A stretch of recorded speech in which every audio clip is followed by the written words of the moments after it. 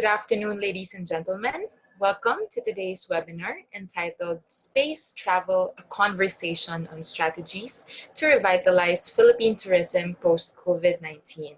I am Ayla Gutierrez of the AIM Dr. Andrew L. Tan Center for Tourism, and I will be your virtual MC and moderator for today's event. This afternoon's discussion will build on the insights we have gathered and provide a deeper analysis on the findings and key insights from the previous webinars you have attended, namely Bootstrapping Philippine Tourism, Recalibrating Our Priorities During and After COVID-19, held last June 3, and the Philippine Travel Survey Report, Insights on Filipino Traveler Sentiments on the New Normal, held last June 29. Today, our esteemed speaker will reintroduce the concept of space travel from a marketing perspective. Through this webinar, we aim to achieve the following. First, to build on the discussions, issues, and unanswered questions that were raised during the previous webinars. Second, to present strategies that may be utilized to support tourism revitalization. And finally, to guide tourism stakeholders on what they can do to reboot tourism activities.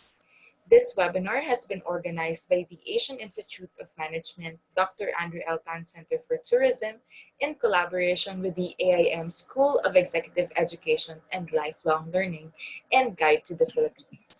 Now that I have mentioned the Philippine Travel Survey Report, I hope that you were able to secure a copy of it from the previous webinar. So for those of you who have not yet received it, you may proceed to the Guide to the Philippines landing page, and we would also be flashing the QR code and link later before we end this webinar. Now to formally begin, may I call on Dr. Maria Cherilyn S. Rodolfo, Advisory Board Member of the Dr. Andrew L. Tan Center for Tourism and Adjunct Faculty of the Asian Institute of Management. Winkle. Good afternoon, Ayla. Thank you for the introduction. Good afternoon, Dr. Fernando Rojas, Executive Director of the Asian Institute of Management, Dr. Andrew L. Tan Center for Tourism Research, Dr. John Paulo Rivera, Associate Director, Ms. Milette Zamora, Adjunct Faculty of the AIM, and our speaker for this afternoon's webinar. Our discussants, thank you for joining us today, Mr. Rabi Vincent Ang, General Manager of Guide to the Philippines, Ms. Maria Fresita Dinieva, Sales and Marketing Director of the AIM Conference Center, Professor Richard L. Cruz of the Asian Institute of Management, Ms. Ayla Marie Gutierrez, Research Manager of the Asian Institute of Management Center for Tourism, and to all our participants, both national and international. On behalf of the Board of Advisors and our Chairman and Founder, Secretary Jesly Lapus, I would like to welcome all of you to our third webinar entitled Space Travel, Conversation and Strategies to Revitalize Philippine Tourism Post-COVID-19. As mentioned by Ayla, this is a collaboration with Guide to the Philippines and the Asian Institute of Management, School of Education, Executive Education, and Lifelong Learning. The first webinar, held last June 3, served as platform to address the question, how do we recalibrate our priorities during and after COVID-19? We discussed ways to safely restart our tourism economy, the global safe protocols developed under public-private partnership, and the tourism crisis recovery framework and strategies, as well as challenges experienced by tourism enterprises. The second webinar, held last June 29, organized with the Philippine Department of Tourism and Guide to the Philippines, focused on sharing insights about the preferences and sentiments of Filipinos for domestic travel in the next 6 months and beyond. Based on the results of the survey, worldwide, with most of international borders still closed or with travel restrictions heavily in place, domestic travel has been recognized to lead the recovery of not only the local economies, but of the Philippine economy as a whole. Today, we seek answer to the question, if domestic travel will indeed lead the way to a safe restart and recovery, what do the shifts in travel behavior mean to tourism enterprise and stakeholders across the tourism value chain? How do we describe the so-called space traveler under the new normal? What is or her characteristics? And how do we aspire to respond in what we call the better normal? Our objective in the center is to collaborate with our stakeholders across tourism networks so that we can craft strategies to safely revitalize tourism activities. In closing, I would like to share some information about the School of Executive Education and Lifelong Learning, our partner for all these webinars. In today's ever-changing, fast-paced world, lifelong learning is a must to maintain a competitive advantage, as best practices and norms continually evolve due to innovations across industries, including government, development organizations, nonprofit organizations, the military. Executive education and lifelong learning programs exist to equip executives, entrepreneurs, officers, and development professionals with new managerial and leadership skills to thrive in today's highly competitive and volatile world.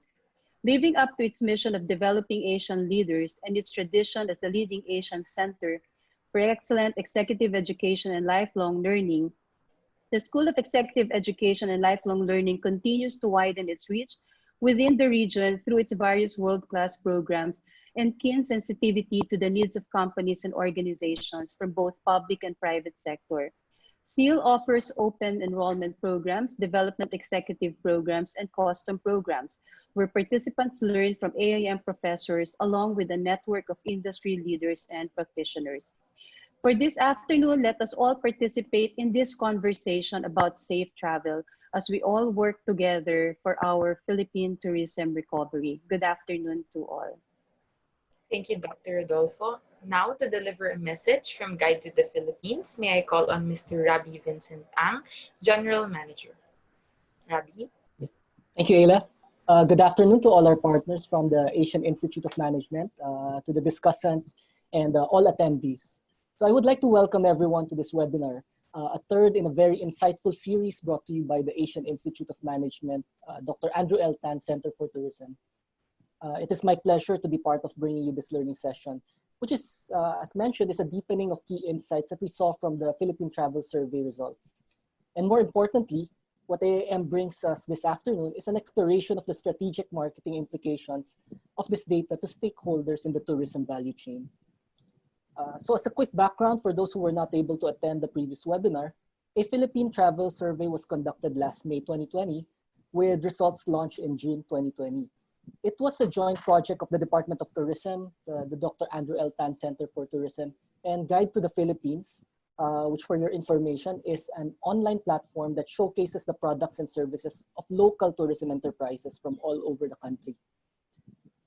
So conducting the survey and publishing the result was really just our small way of helping the local industry by providing data for tourism enterprises, which they can use for planning purposes. For the survey, we captured traveler sentiments on the new normal using online platforms, given the constraints imposed by the local quarantine policies.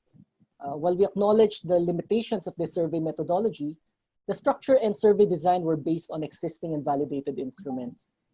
And what technology allowed us was to get responses from 12,732 Filipino and foreign resident travelers from all 81 provinces of the Philippines. And with that data as a starting point, it now brings us to a strategic conversation, such as the exciting one we're having right now, of how our products or business models may need to change, or who our target market may be at this time, or what the new normal travel proposition would be. The business landscape of the tourism industry will from now on be very, very different from before. The space we operate in requires a new set of perspectives that not only takes into account traveler preferences, but also health, safety, and environmental considerations. As we listen to our esteemed speaker this afternoon, let us all start challenging the status quo and begin reimagining a new operational model that brings value to all players in the value chain, elevates the experience of travelers to the Philippines, and jumpstarts the sustainable return and growth of the Philippine tourism industry. So thank you, and I wish you all an insightful afternoon. Thank you, Rabi.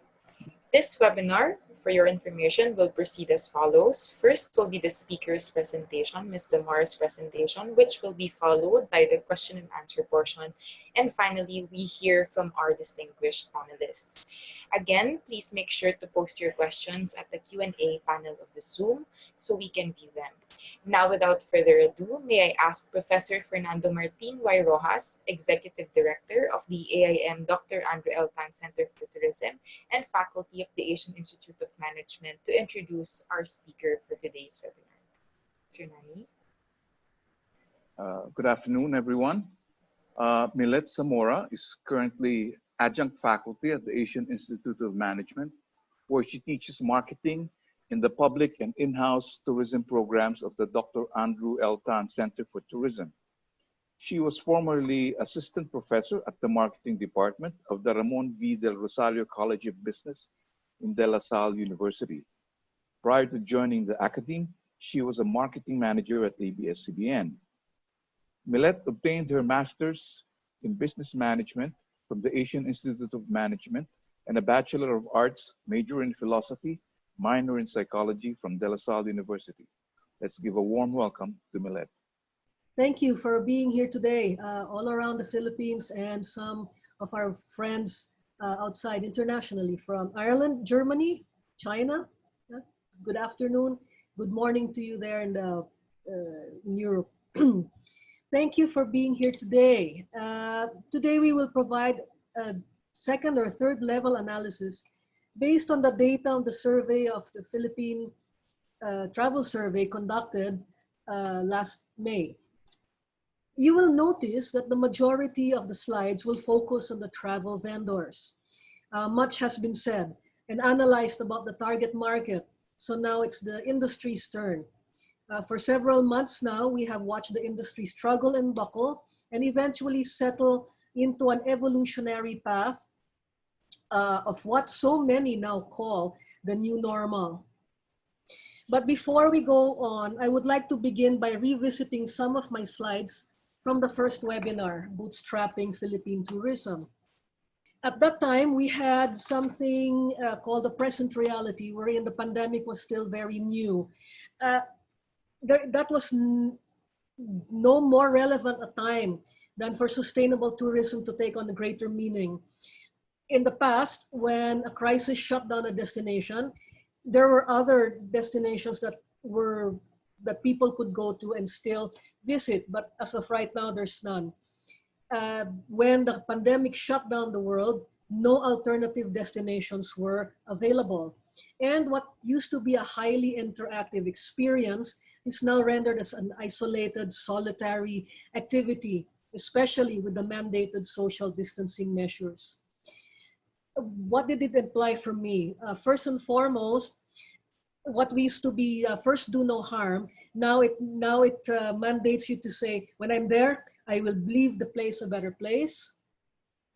And when I visit, I reflect all types of destinations. We have to make a destination stronger. And well, we have to change a perspective now. Much of the criticism over tourism is that it's just a travel for enjoyment, been there, done that type of thing. But now when we visit each other's destinations, we travel for fulfillment.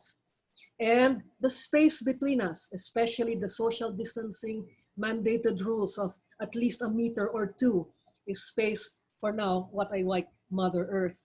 That's why it is with this sentiment that I decided to name my presentation Space Travel.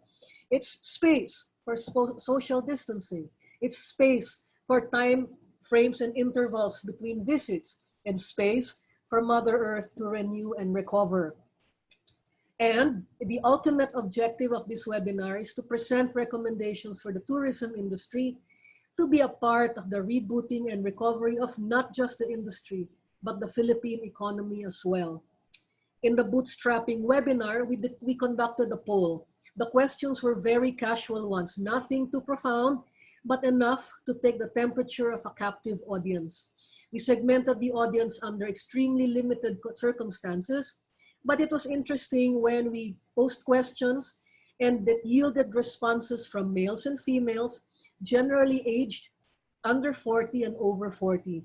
We found it important to do this so that there are subtle differences in perspectives that can be revealed.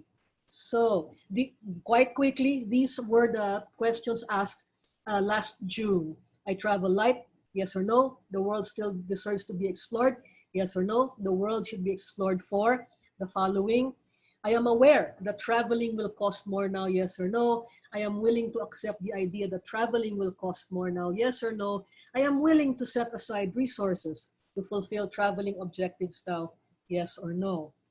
And my humble interpretations of the results of that poll were these. One, respondents in the male and female over 40 categories think alike. The ratio between yeses and no's are consistent. Whereas, on the other hand, there's a significant difference between males and females under 40. This may mean that there's a significant number of males and females under 40 that can shift their priorities more or find alternatives to travel. Also, at this point in their lives, maybe travel is not yet a priority. Females under 40 have learned how to travel light. That's a nice thing to know, actually. And just by percentages alone, it looks like men over 40 do not travel as light as males under 40. Maybe some of you can ask, observe your husbands, no, or your brothers in several age ranges, what they pack into their bags. Conclusion we can make is that there's an opportunity to position traveling in different ways rather than just for leisure. And eco-friendly travel gear, may be more easily marketed to the under 40 market. Now, why do I say this? Eco-friendly travel gear is very light. Okay. The toiletries are solid, much lighter than liquid toiletries. So we can more easily market this to the under 40 market, and they're more open to looking for things like these. No? Another set of results is the most number of respondents answered, I am willing to set aside funds. What did we mean about the most number of respondents? There were, I think, 400 participants. And when this question came out, the most number of them answered the question. We can safely assume that the target market is ready to travel. And they travel, and if we introduce to them the different reasons for travel, we can diversify the portfolio, which is a recommendation of the UNWTO. And for target segments who are price conscious, discriminate discounts make work. What do we mean? Is that the opposite of indiscriminate discounts? Yes, indiscriminate discounts leads to price cutting. Discriminate discounts is just targeting the correct segment for a price and value. But I find this to be a very hopeful statement. Whether or not funds may be available, the willingness to set them aside is a good sign. So the willingness to set aside funds goes to fulfill the top 3 reasons for travel: experience, discovery, and growth. This is characteristic of the older travelers. And given the percentage for profound travelers, this particular group of respondents are prime candidates to be the inspired traveler. We'll talk about them in a while. So the conclusions we can make for these are: the over 40 market can be offered the product of growth. The under 40 market can be offered the product of discovery, and both products of which can be packaged as experience. At about this time, the Philippine Travel Survey results were being collated. It is data from this survey that this webinar will depend on to make inferences in the behavior and character of both the industry and the market, and make subsequent recommendations. When the Philippine Travel Survey results were presented, there was a seeming disjunct in responses. We'll see the response. The key insights were these: that domestic leisure travel will lead to Philippine tourism recovery. We can expect a reduction in income and travel budget. Health and safety, of course, the primary concern. Because of that, travelers prefer reduced contact activities, and following through with reduced contact activities, online and digital channels for decision-making and deal-making with travel vendors is preferred. And this is the funny thing: travelers plan to travel close to home, and yet when they're asked where they're going to go when travel restrictions are lifted, they're going to Boracay, Cebu, and Metro Manila.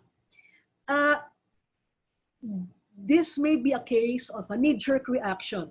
When the questions were being asked in the online poll, you just answer the questions as is. There is no consciousness yet to connect the questions together. So this is not really a disjunct, but it is more of what you see as the character of the traveler. I find this to be a very good thing. It shows that there is a recognition of a looming new travel normal, which is this, the reduction in travel budgets and reduced contact activities, having a tug of war with wanting to retain the old normal, going to the familiar, popular places. Okay? So it's good that we see this, and it's good that the disjunct came out. So some of the other results are these. All respondents across the board agree on health protocols. The respondents will have the most confidence to travel when a vaccine is available. For me, that means that they will travel with risk for as long as if they get sick, heaven forbid, in a destination, something can be done for them. So the fear is lesser if there's a vaccine available, not necessarily a cure. No? And they also show a realization of a change in travel characteristics. Whether or not the implication on cost is clear or acceptable is not yet determined. And then with the exception of age range 18 to 21, the rest of the travel segments lean towards traveling with the smallest possible group. At this point, even if reduced contact activities are preferred, there is still some confidence that their companions are COVID-free. No? And lastly, the crosstabs between income, length of travel, and frequency are consistent in the road data. We'll show you that in a while. Some more results. Prior to the world travel lockdown, the main activities were road trips, beaches, and staycations. That's a very logical thing to do for local travel. This gives us now the opportunity to add to the inventory of the travel vendors' portfolios, which is a recommendation by the UNWTO. Now that the market is recognizing little changes in their behavior once they start traveling. So aside from the familiar de cajon packages for our international participants, de cajon is the generic packages. No? The new behavior and expectations of the market can be serviced by more creatively put together itineraries. These additional packages can be used to address the new needs for reduced contract travel and the requirements of small group versus big group budgeting in the new normal. Now, as of now, physical distancing or giving each other space is the new norm. The pandemic has brought the very nature of sustainable tourism front and center. What used to be an implied relationship is now a necessary one. So when we look out of the box, we can see that we can put together different itineraries that already are inherently done for small groups, like walking tours and museum visits. You can't really have a walking tour with 50 people in it. The most ideal one would be about 6 to 7 people. And this already is inherent in the requirements of the new normal of distance. Also, smaller performances in intimate and cozy establishments and atelier workshops. You cannot put an entire class in a workshop. So smaller groups have now the opportunity to feel a greater value for trips if they go to another city to learn a new craft or a new art form. Okay. The first webinar, I presented this slide. It just shows the collaboration between all of the stakeholders here and what it is they need to do for each other based on here, transparent information, community, and the diversification of portfolios. Each role now must be fulfilled in close collaboration with others, because this helps marketing now with its own job of eliciting empathy, developing a community, generating interest, and establishing ownership for all of those who we communicate to. This gives us a clear path to defining and communicating the new normal. That's why, there is a need for a reshaping of activities and experiences. And this is the opportunity to market the other destinations that offer the same experiences as the top 10 destinations. And despite decreases in travel budgets, local travel will stimulate consumption, benefiting not only the travel industry, but also local economies. We will discuss that also in a while. It's easier, it's less unwieldy to manage and time correctly, good itineraries. Breaking up big tour groups to fulfill the need of reduced contact activities really helps in capacity management. It makes visit schedules more efficient, okay? And it forces the tourists, okay, to go somewhere else before going to the main attraction. And each of these reduced contact activities can be branded. So one part of the big tour group can go in culinary, the other one music, the other one history, and then converge maybe later on in the main attraction. But at least you're able to spread people out in a bigger space. Increasing the number of small tour groups gives opportunities for a greater number of travel vendors to serve the target market segments. So if you have more tour guides, you have more transport, you have more stakeholders sharing in the capacity for the visitor. I'm not sure if many of you have been in a big tour group.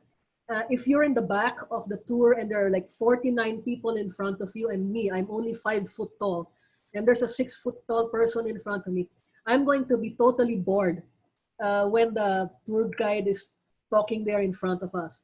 When smaller tour groups are available, the experience of travel becomes a lot more meaningful. Please don't be afraid of small tour groups. No? They're much, much more fun. Okay? We need to collaborate with each other to beat this virus at its game of dividing us. And one thing stood out to me in this exercise is that travel processes, experiences, and value have changed. And that change will come as slowly as the go signal to travel. And whether or not the change will be recognized or accepted remains to be seen. And so we would like to present some connections between the present situation, the recommended best practices, and a possible new traveler scenario. But before all that, in keeping with the Millet tradition of interacting with the participants, I would like to engage you once more in a casual in-webinar poll. Okay, guys, the classification of respondents in the poll are travel vendors. Unfortunately, the technology is limited to the number of types of respondents. Please don't feel bad if you are not represented in the poll. Please also feel free to send us your responses and reactions in the chat room or the Q&A room. Now, these are the directions. No? When the poll question is flashed, find the classification you belong to. So, like this. If you're the travel agency, accommodation, transport, LGU, or supplier. Now, the supplier means this. If you fall into any one of these and etc., and yeah, just answer on the row of the supplier. For all the poll questions, the classifications will remain in the same row. So find yourself now there, okay? And the questions are very easy, just yes or no answers. You'll have 20 seconds to read and respond. Okay, don't panic. 20 seconds is a long time. And please do not forget to click the submit button. So something like this. Okay, so thank you. please answer this question. During the lockdown, did I use the time to make improvements in my facility, vehicles, infrastructure, and strategy? So we have the next question. Do I want the industry to return to the old normal? The third question, do I accept that there will be a new normal? And the last one, for now, the fourth question, am I willing to change some processes in my business to contribute to a successful and profitable new travel normal?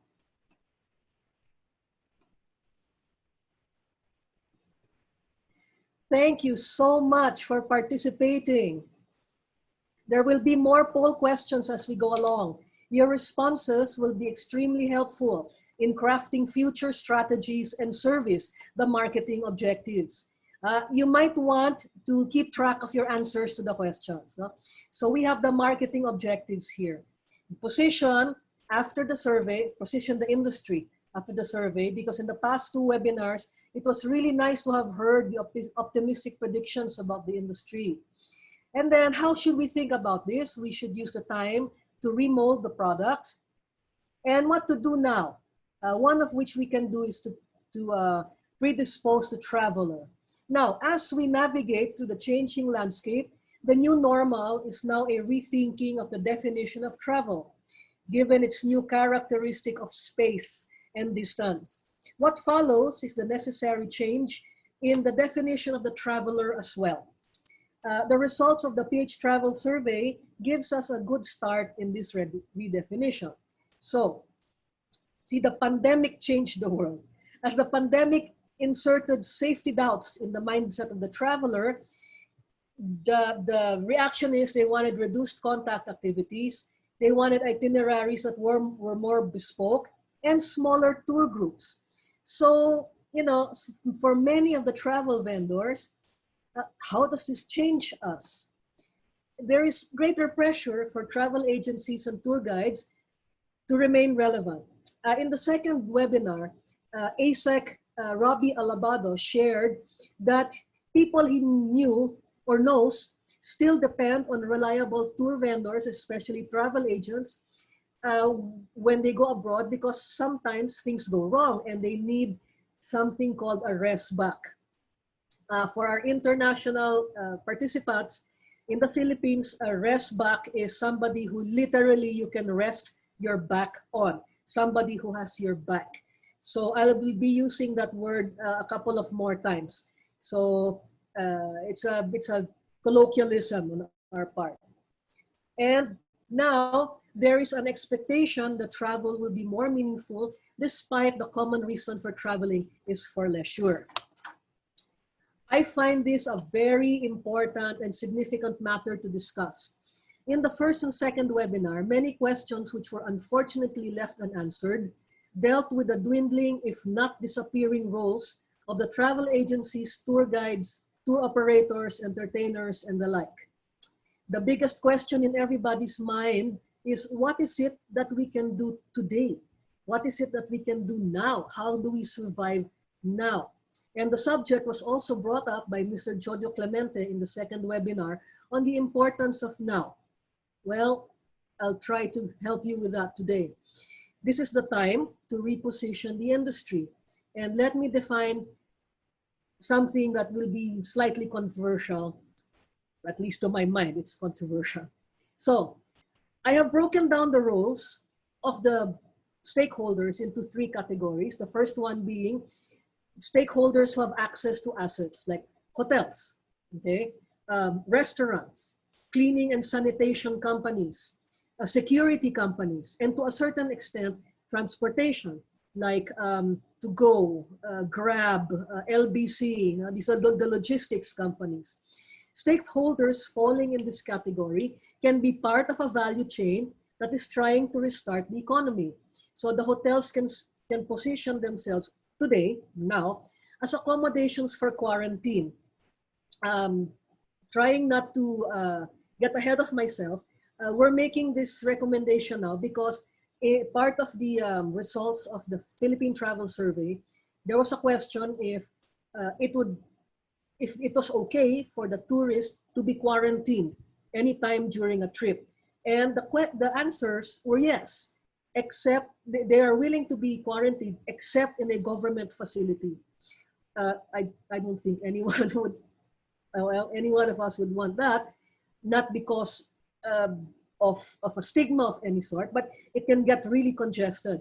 So those who have access to assets like accommodations, okay, can position themselves as quarantine venues and get people around the area, especially those who are able to provide food, those who are able to clean and come in and sanitize rooms after the visitor has been given a go signal to go home. These are really small things that can stir the economy of an area. Accommodations venues can tie up with other stakeholders, including the local government units, right? And medical services like the hospitals around.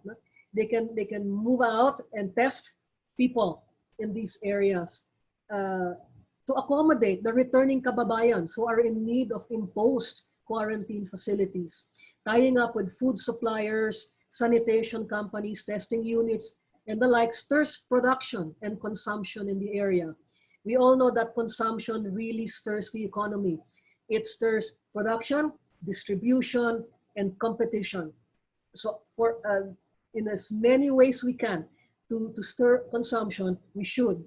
This creates a symbiotic organism in the area, and it does really good for the local economy and helps in recovery. See, when you bring people like this together, a lot of good things can happen. Now, those who may not have access to assets still have a role to play. So travel agencies, tour operators, activity planners, and guides and entertainers, okay? These stakeholders can implement the new normal when their services are required, even in this present limited capacity. Returning kababayans can consult with agents as to protocols and seek their assistance to make the return as painless as possible. We cannot wait for the travel go signal or to be placed in anyone's white list. And of course, to integrate all of these roles are the LGUs and the destination marketers. These guys must have complete knowledge of the protocols and systems to get returning kababayans to follow the rules and be patient with them. And this is the time to practice and tweak seamlessness in health protocols. I just realized something. For our international participants, the kababayan is a countryman, a countrywoman. Okay? Okay. In each destination, may it be the metropolis or a small provincial city, welcoming your countrymen back, the point here is to engage as many stakeholders as possible, beginning with the SMEs.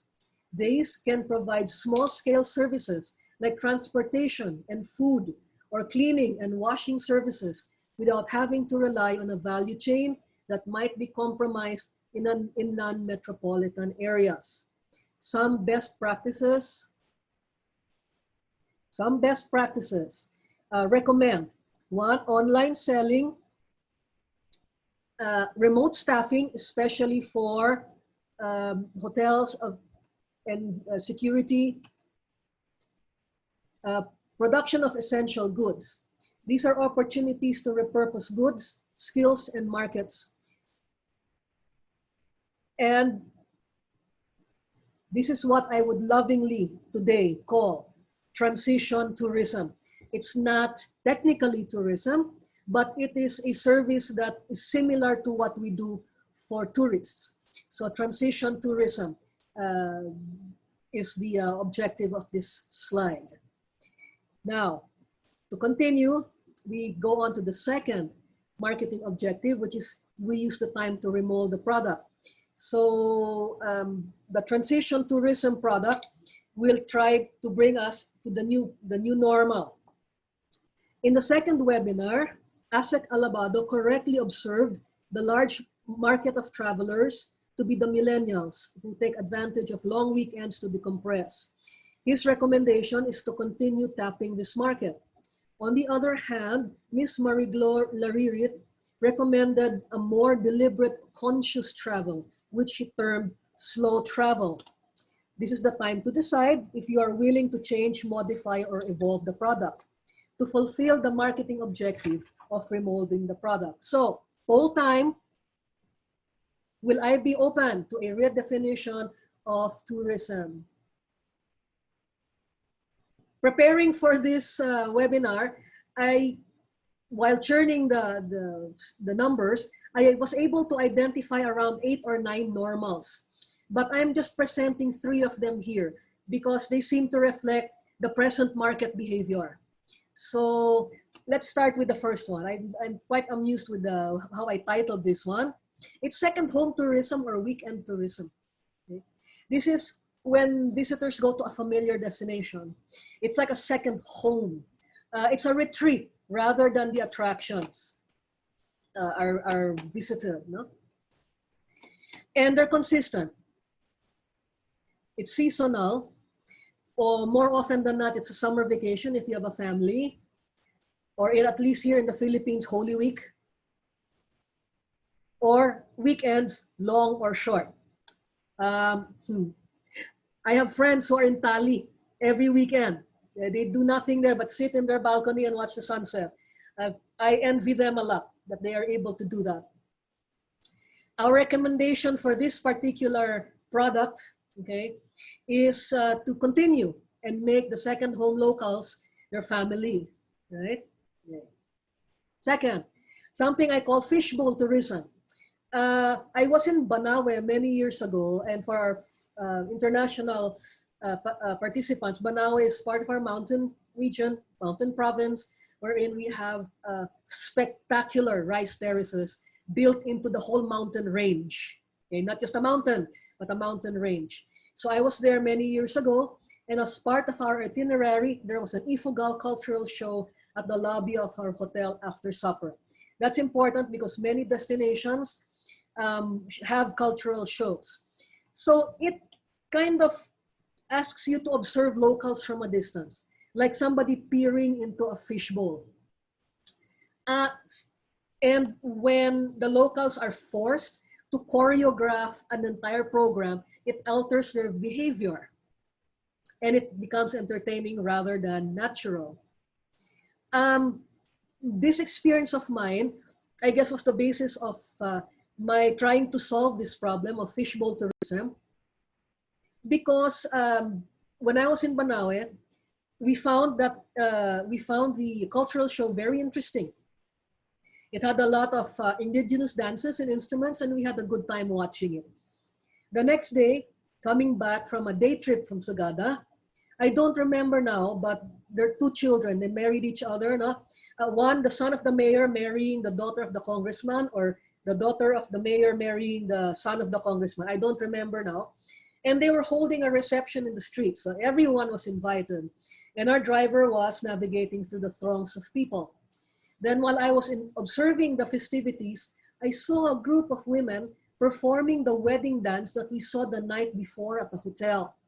I realized that the cultural show the night before was not just for show. It was to tell us that the traditions are alive. And being visitors to the area, we were invited to the reception and all the culture and the traditions that came with the event. When we go abroad or we go to another destination and we see a cultural show, it's like, yeah, okay, let's clap for them. Not many of us realize that they still practice this, and it's more of them wanting to share it with us rather than entertaining us. This participation in culture, and not just the observation of it, encourages the traditions to remain. What is important is the appreciation of this culture prevents it from becoming extinct and or prone to modernization or gentrification. But that's for people. What about nature? There's a lot of disagreement on animal tourism. Well, I'm a little guilty with this one. But for nature, the safari is the greatest temptation for fishbowl tourism. because the main activity is to observe the animal in their environment. But my purpose for going on safari about 10 years ago was to alleviate my midlife crisis. Yes, midlife crisis. And at that time, I was asking myself, who am I? What have I done? Is my life relevant? And all that drama. Okay? Then, while fixing my itinerary, I was told by the tour operator not to look at the safari as going to the zoo. If the animals do not show, it is not their fault. Okay? So I told him that if that were the case, I would just reflect on the acacia trees and write poetry. So he seemed pleased at my attitude. So I went on safari to Botswana around 10 years ago, and our tour guides already warned us that we were going to observe the animals from a distance so that we would not alter their behavior. So in one of those game drives we wanted to fish for our supper. I mean, whoever bright idea that was, so we went fishing. We parked next to a body of water on the Okavango Delta, and we saw around 6 or 7 hippopotamuses frolicking, supposedly a safe distance away. The hippopotamus is known to be the most dangerous animal in the bush. After a while, one of the hippo bulls, this guy right here, decided to check us out. So he swam towards us. Our tour guides told us to stay in the vehicle, be quiet and not move, and more importantly, not panic. Right. There's this thing coming to us and we're not supposed to panic, but we obeyed. You know, this is what happened. Yep. Come on, we're going back. Here it comes. Coming. Nuclear submarine. It is a bit. Now they're moving. So as you can see, that's how close the hippo got to us. Okay? You know, this safari, it changed my life. And the answer I got to my midlife crisis questions is, I'm really nobody. Okay? Do not observe. Participate and add to your own personality and embrace the diversity of the world. And that's the experience that awakened in me what must be the real purpose of travel. It is this traveler who plans itinerary well in advance, more often than not including a bucket list item, okay? Celebrating a special anniversary. The journey is a little longer than these two, and no specific dates are taken advantage of. One becomes an inspired traveler. It is this type of traveler who falls into the category that appreciates the explanation of the evolution of how the Bahay Kubo became the Bahay na Bato. So, poll time. Will I be open to a redefinition of the traveler? Now, I'm going to show you a slide that has a lot of numbers in it and a lot of words. Please do not try to read the slide. This is just a slide to show you that we tabulated the numbers. We cross-tabulated it so that we can get this where I'm basing my recommendations from. The demographic items of education and income are here, and then the items for expenditures and the behavior, preference for booking, and the activities preferred. So try not to read the slide. I'm just going to show you that there are 7 general demographic segments that can be tabulated from the numbers of the PH Travel Survey. Very interesting. First here, the budget change during the pandemic. 21-year-olds and below will no longer allocate budget. 60-year-olds and to the 22-year-olds and below will decrease. Significant number of respondents between 40 and 60 will not change. And the 60 and above, who most likely have the most money, will even increase the budget to their traveling. Okay? So we can see that 18 to 21-year-olds will travel once at least a year. College, 22 to above, actually, at least twice a year. and then 60 and 51 to 60 and above more than 4 times a year sometimes. No? So this is just a tabulation. Okay? These are very general demographic segments because sometimes there are sub-segments in them, especially when I was tabulating or analyzing the tabulations, there was a small but significant number of 18-year-olds who had bigger incomes than everybody else. So we can target them for other types of travel products, travel packages. So as I ran through them quickly, I'd just like to focus on 3. Okay. First one, 22 to 30-year-olds. They're the ones who go out often, maybe during every weekend, no? And we can position different destinations as the new TGIF.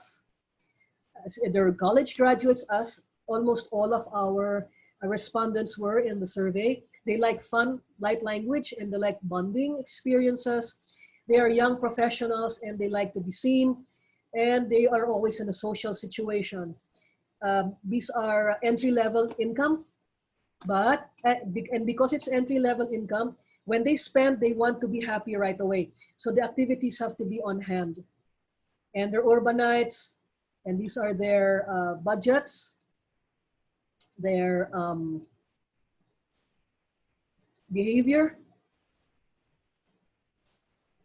and their social behavior also. So these guys spend less money on less days, but often. The second target segment, they made me make the presentation a little bit personal. So the weekend travels, especially locally, you can go and see or rethink the experience of going to the province, Mount Mayon, and maybe if you go to Leyte, hold the hand of Douglas MacArthur and post that. Or in Bohol, this is the man-made forest. I found this very, very beautiful, and quite happily, it was reflected in the resort I was in.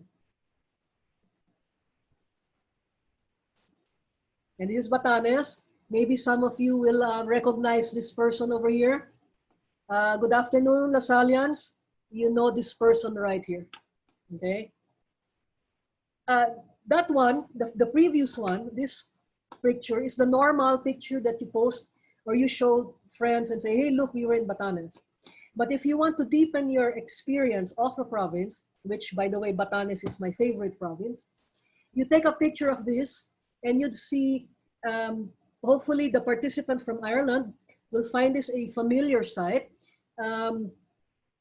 This is also in Batanes. The rolling hills here and the green all around it will really remind you of Ireland. And it's very beautiful. The province is very beautiful. So you can have that. Or if you are near the Bicol region, near the Bicol area, you now go and volunteer with the Butanding interaction officers to help with the care of the whale sharks. And this is your view underwater. When this picture was taken, GoPros were not yet in existence. So it's not a very clear picture. It's very difficult at this time to take pictures underwater. So given this is your view underwater, when you get out of the water, hopefully you'll see this. You'll see double rainbows when you get out. So this type of travel, even if it's a short travel, even if there's a specific excuse me, activity in mind, it can be enhanced. The second target segment we can discern is this, 31 to 40. They're more likely to want to decompress. A little older they are, so they like exciting language and they like to discover more things. They're professionals and they like to be in control. They should be in middle management. And they like to be pampered once in a while. They have a slightly bigger income, and they, because of that, and they most likely have families already, they put value in every peso that they spend. They like to be surprised by unexpected features in the product. And this is their, the other demographics they have. This is their behavior.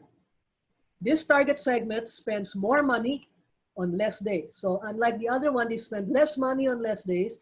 This target segment spends more money on less days. So what else can we offer them aside from just going to see a mountain of some sort?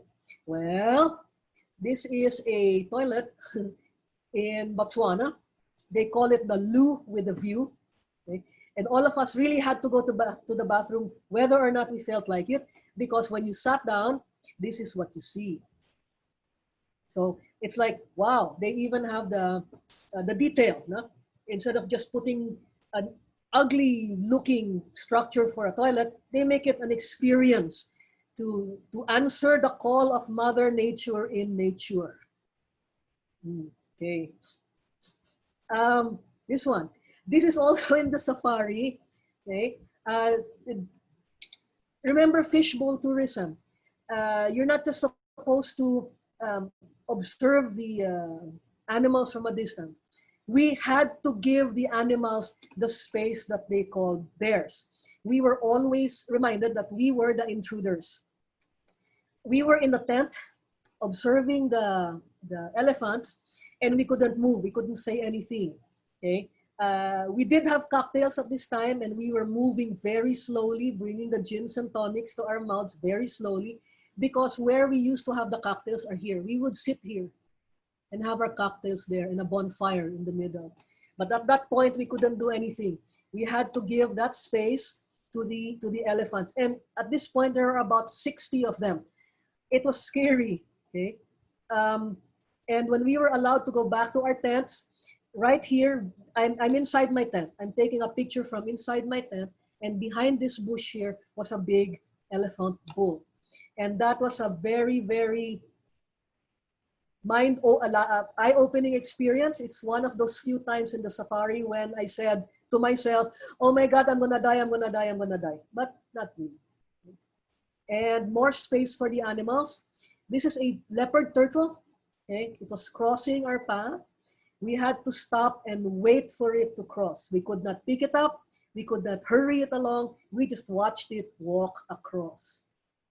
So it's lovely to see these little nuances of the trip when you're there. No, it's really nice. And when you're aware of it, your experience becomes much, much more profound. And I don't think any more profound experience would come for people who are now self-actualizing in this age, 60 and above. Okay, they like more immersions in their trips. They like to grow more. The language is a little bit more peaceful, a little bit more calm. They're either professionals that are about to retire and say themselves, I am self-made, I am retired, I worked for 35, 40 years, and now I want to do what I want to do. So they want to renew themselves in areas. The income is at its largest, and they're willing to pay for what they want. And they want access to the product features because they're capable of paying for it. And they have the biggest daily travel budget. And they will not change, and this is their behavior. And they like to be the master of their own destinies. Okay? And this target spends more money on more days. And I don't think that there's any other bucket list item in the world that is the bucket list item of all bucket list items, jumping out of a perfectly good airplane. Okay, that's me. I'm just watching the first guy jump out of the airplane and said, oh dear, I'm next. And when it was my turn, that was my facial expression. And don't worry, you'll have that smile on your face afterwards. This experience is awesome. Not asking everybody to do it, but there are other bucket list items that are comparable to this experience. No, I don't think so. Okay. So I also found that the behavior in the numbers, I found the behavior of the psychographic segment. So you have the vacationers who just want to escape for relief, for a change of scenery, traditions. The activities there are simple and shared. Okay? This is the biggest market. The people who just want to unwind and blow off steam during the weekend or a holiday. More often than not, they'll do it yourself or just Viber group people and say, hey, what are you guys doing tomorrow? Let's go to Subic. That's as DIY as it can get. And it's de cajon, generic. Okay. The other psychographic product is the tourist, wherein there is a little bit of a need for discovery, for new experience, and the interests they have on their own or their social circle, and they like to make it a habit that every summer or every time there's a birthday, a significant birthday, there's a little bit more significance to their trips. Now we can do the reduced contact because they can be smaller groups, because the tourist is such a segmentable market with all of the types of products we can offer them. Okay? Now, then the last one, the ones who do jump out of the airplane, is the traveler who travels for growth. They share the world, they expand their horizons, and they enhance their lifestyle.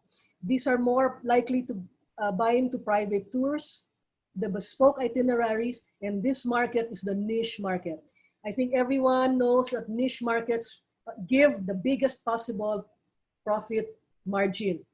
It's a small market, but big cash, no? Whereas the others, it's a big market, but small profit margins. Hopefully, that type of pricing philosophy is already being practiced by some of you, because we have poll time. Oops, wait, sorry. Okay. So if you notice, these three columns, okay, correspond to the normals. So we're consistent. The numbers in the survey are consistent up to this point. No? So we have poll times. Please read the next two questions carefully. They clarify your two pricing philosophies. Do you believe that profits come from a big market and small profit margins? Or do profits come from a small market and big profit margins? So which one are you? Your answer to these questions will show you which segment of the market you lean towards serving. And ask yourselves, are your answers consistent with the previous questions you answered? The next set of data that came from the survey, when asked about travel budgets, these guys, actually, you can't really say that they're majorities. No? Very close behavior among all of them. So 41% and below will reduce their budgets. 30% will not allocate any budget at all. What does this mean? They will not travel for now. So 21% will not change the allocation and 5% will increase. Now, there were 12,000 respondents to the survey. If you take the percentages, these numbers are significant. This 5% who will increase the budget is a very, very significant number of target segment that can be tapped. Okay? So don't be afraid of these numbers. These are very good numbers. And how the market sees the improvement of pandemic, especially now, we are not as hopeful to an immediate resolution of the pandemic. So what can we discern from this? The reasons for travel are empirically age-based, meaning the younger, the shorter the trip, the nearer, the shorter the trip. These are logical answers that came out in the survey. And the domestic travel destinations are no surprise. No? They have proximity and the trip planning is familiar already. It's not as, you don't have to plan to go to Boracay that much. Okay? And it's even less planning if you want to go to Tagaytay. So the possible results here could be, when we see that there's a marked preference for Boracay, it's a possible knee-jerk reaction to the question, right? It's a top 10 destination. Actually, it's number 1. Okay. So when asked where do you want to go when travel restrictions are lifted, you see the list of destinations. Say, oh, there, yeah, Boracay, let's go there, right? Now that we know that, it would be the best time to promote other destinations which offer similar or even better experiences. And I know some of you out there are saying that we have better experiences in all the other places here in the Philippines. And I agree with you. I agree with you. You are preaching to the choir right here. Okay? And it would be, oops, what did I do? And this includes the transition tourism product. Okay, it does. We can offer returnees a better quarantine facility or a better quarantine experience. So when we open our minds up to the plethora of experiences that we can offer, the target segments will respond to us. No? And what other general data did we observe from the survey? When asked what would make life return to normal, of course, solutions to the virus. And for your information, the top 3 international destinations are these. Again, proximity, familiarity, and budget. No? It's cheap to go here than it is to Europe or the United States. Cheaper. International travel destinations follow the local behavior. That's what we just said that, right? And now, very interesting. In the survey, the travel vendors and agencies are seen to be rarely consulted for trip planning. This may be due to the fact that the primary destinations are already accessible and familiar. Okay? And the last data or the last result that we got from the surveys, all of them are willing to undergo the prescribed health protocols, and the numbers showed that they don't want to be quarantined in a government facility. So a better alternative to the experience of quarantine will come from the accommodations vendors and the small organism that they put together in that particular area to service the imposed quarantine. The overwhelming preference for do-it-yourselves are based on the familiarity of the destination. It may have nothing to do with an aversion to travel agents because travelers in their mind put value into the different product features of the travel package. They weigh the cost differences between large and small group tours. The lower cost always wins if the product offered to the traveler by the different travel vendors remain the same.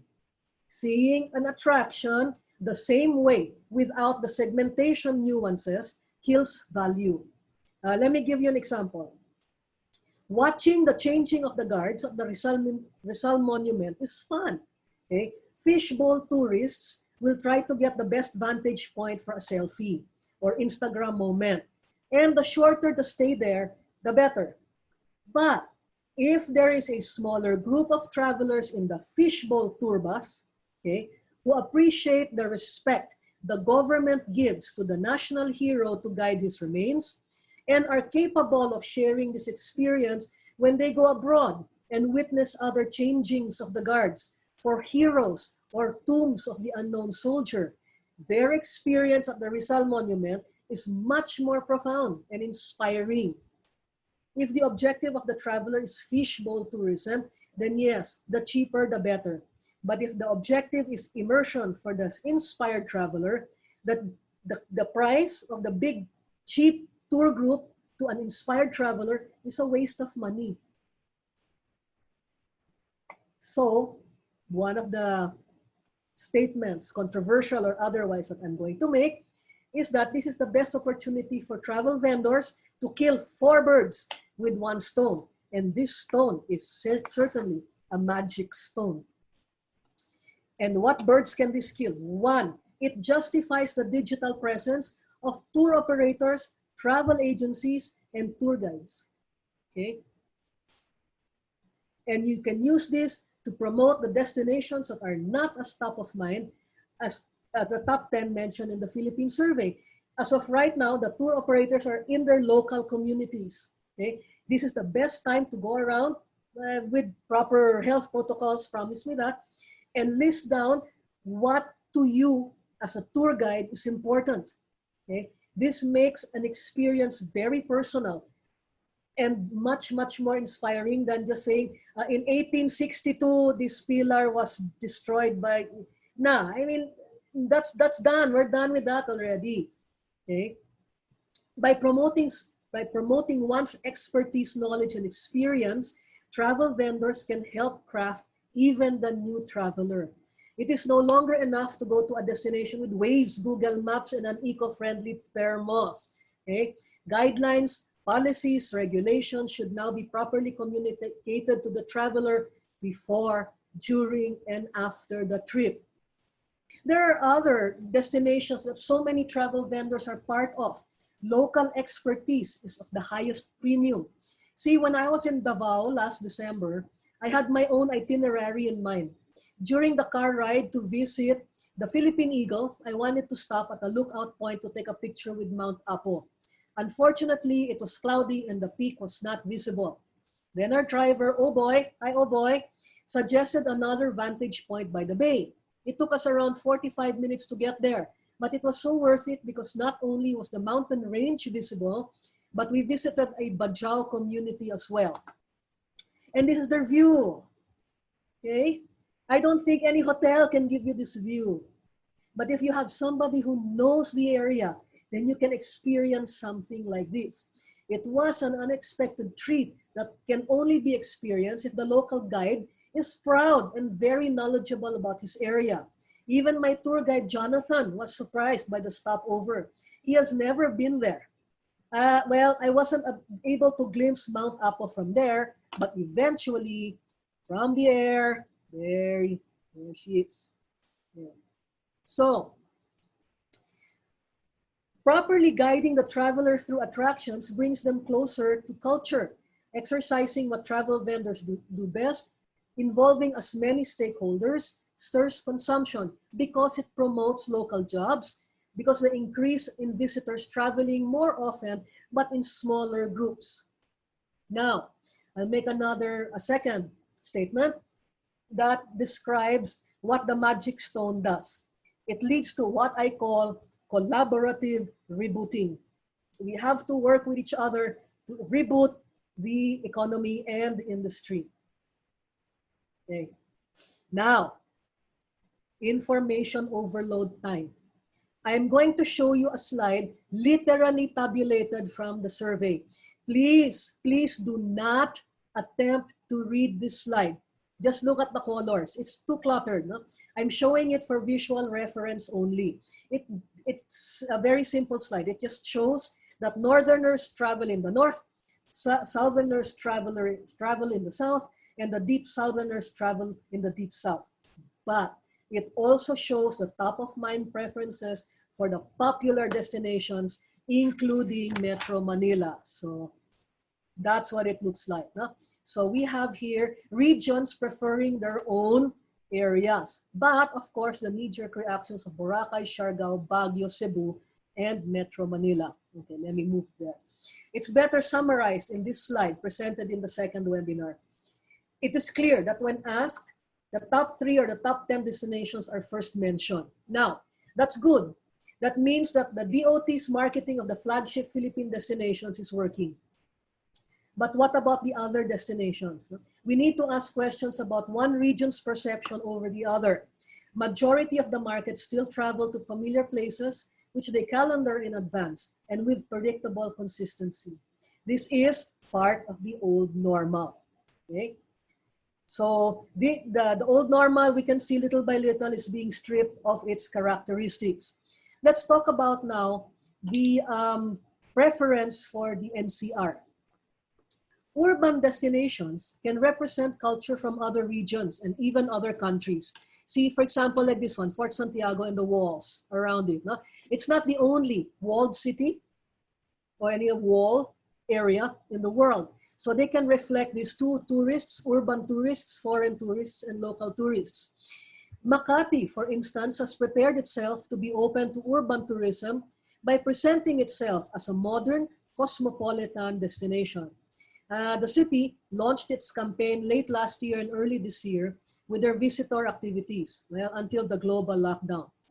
Although it might take some time, Makati is equipped to execute their plans once the world has gotten back to a comfortable level for travel.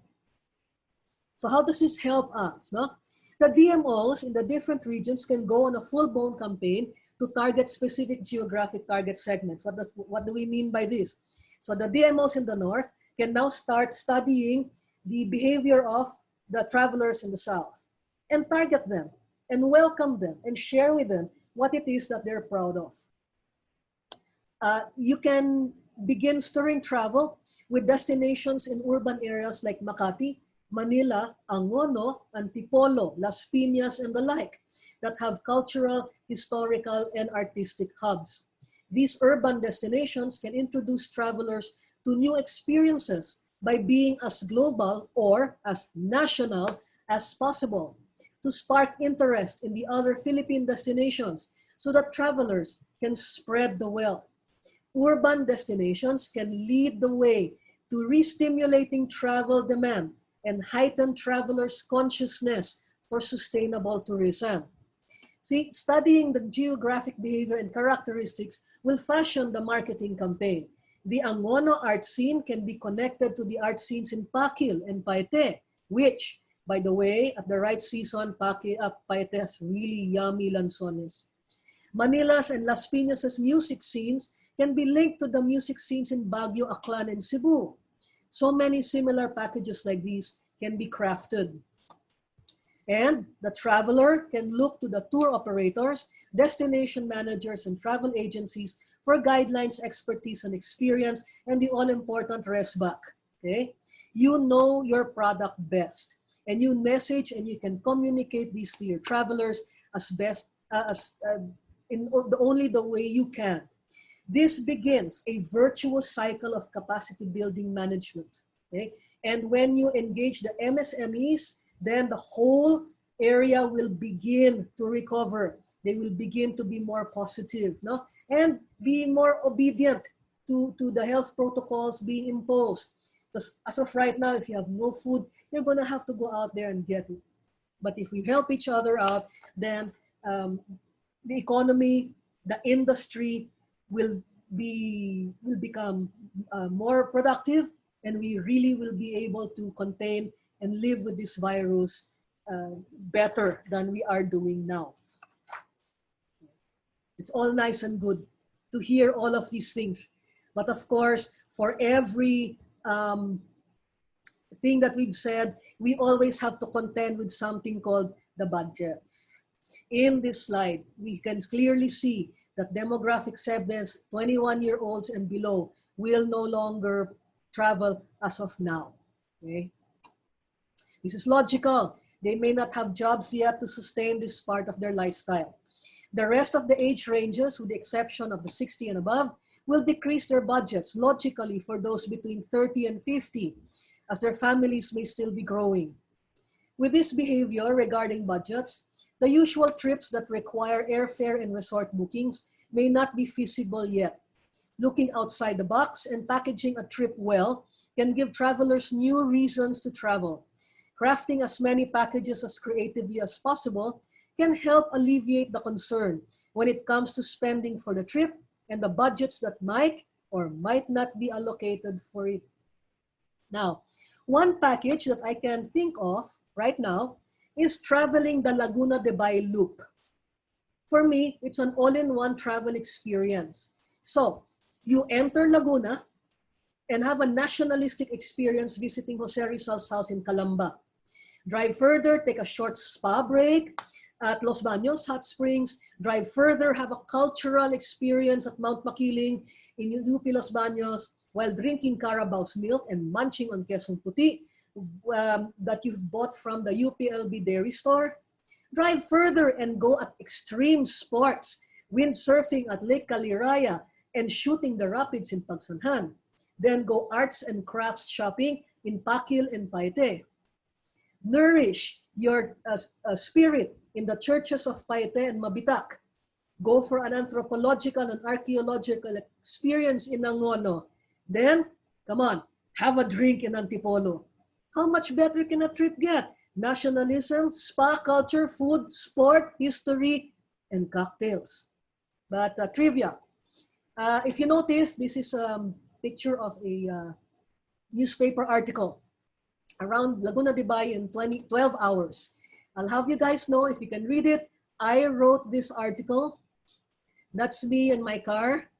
And I wrote this in May 1988. So 32 years ago. And the Laguna de Bay loop is still there. If you go on the internet, you will see many bloggers loving going around the Laguna de Bay loop. We highly recommend this. 4 or 5 days going around this, it's fantastic. And it's not as, when we see the decrease in budgets like this one, from 3,500, they'll decrease it, let's say, to 2,000. It's possible. And a daily budget of 2,000 pesos, it's possible and very, very enjoyable.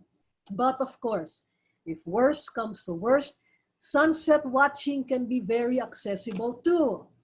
And sunset watching like this, right? Could this be in Baguio, Davao, Laguna? Oh, not Laguna, Manila, no? You would be surprised. This sunset was captured in Muntinlupa, not far from my house. So many places to go, so many experiences to be had, not necessarily what we think travel is, okay?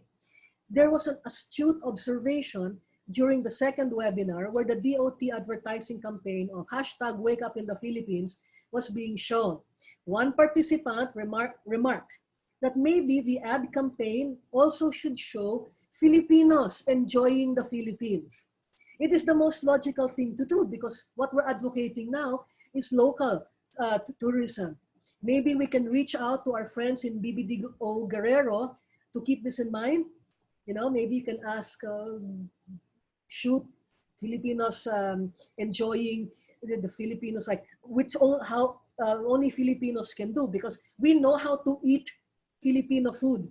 We don't have to show how to eat balut to foreigners. No?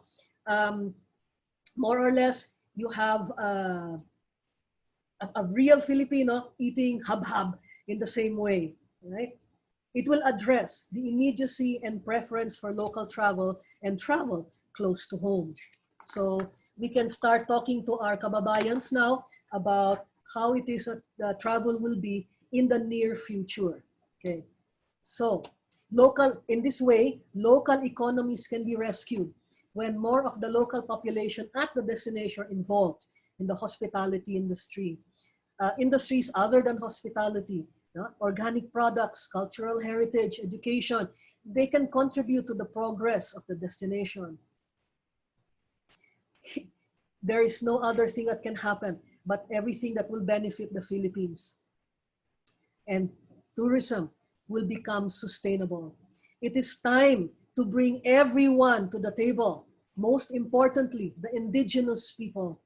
And when new destinations are presented to the target segments, they can change their perspectives of travel, and truly tourism will become sustainable. So, poll time. It is important to me that the destination is well managed. So guys, answer honestly, it's important to me that the destination is well managed, because the next question is, if it is important to me, then I commit to be part of the maintenance of the locality. Answer honestly too. This question will show you your contribution to the seamlessness of the implementation of health protocols and any other protocol to protect the destination.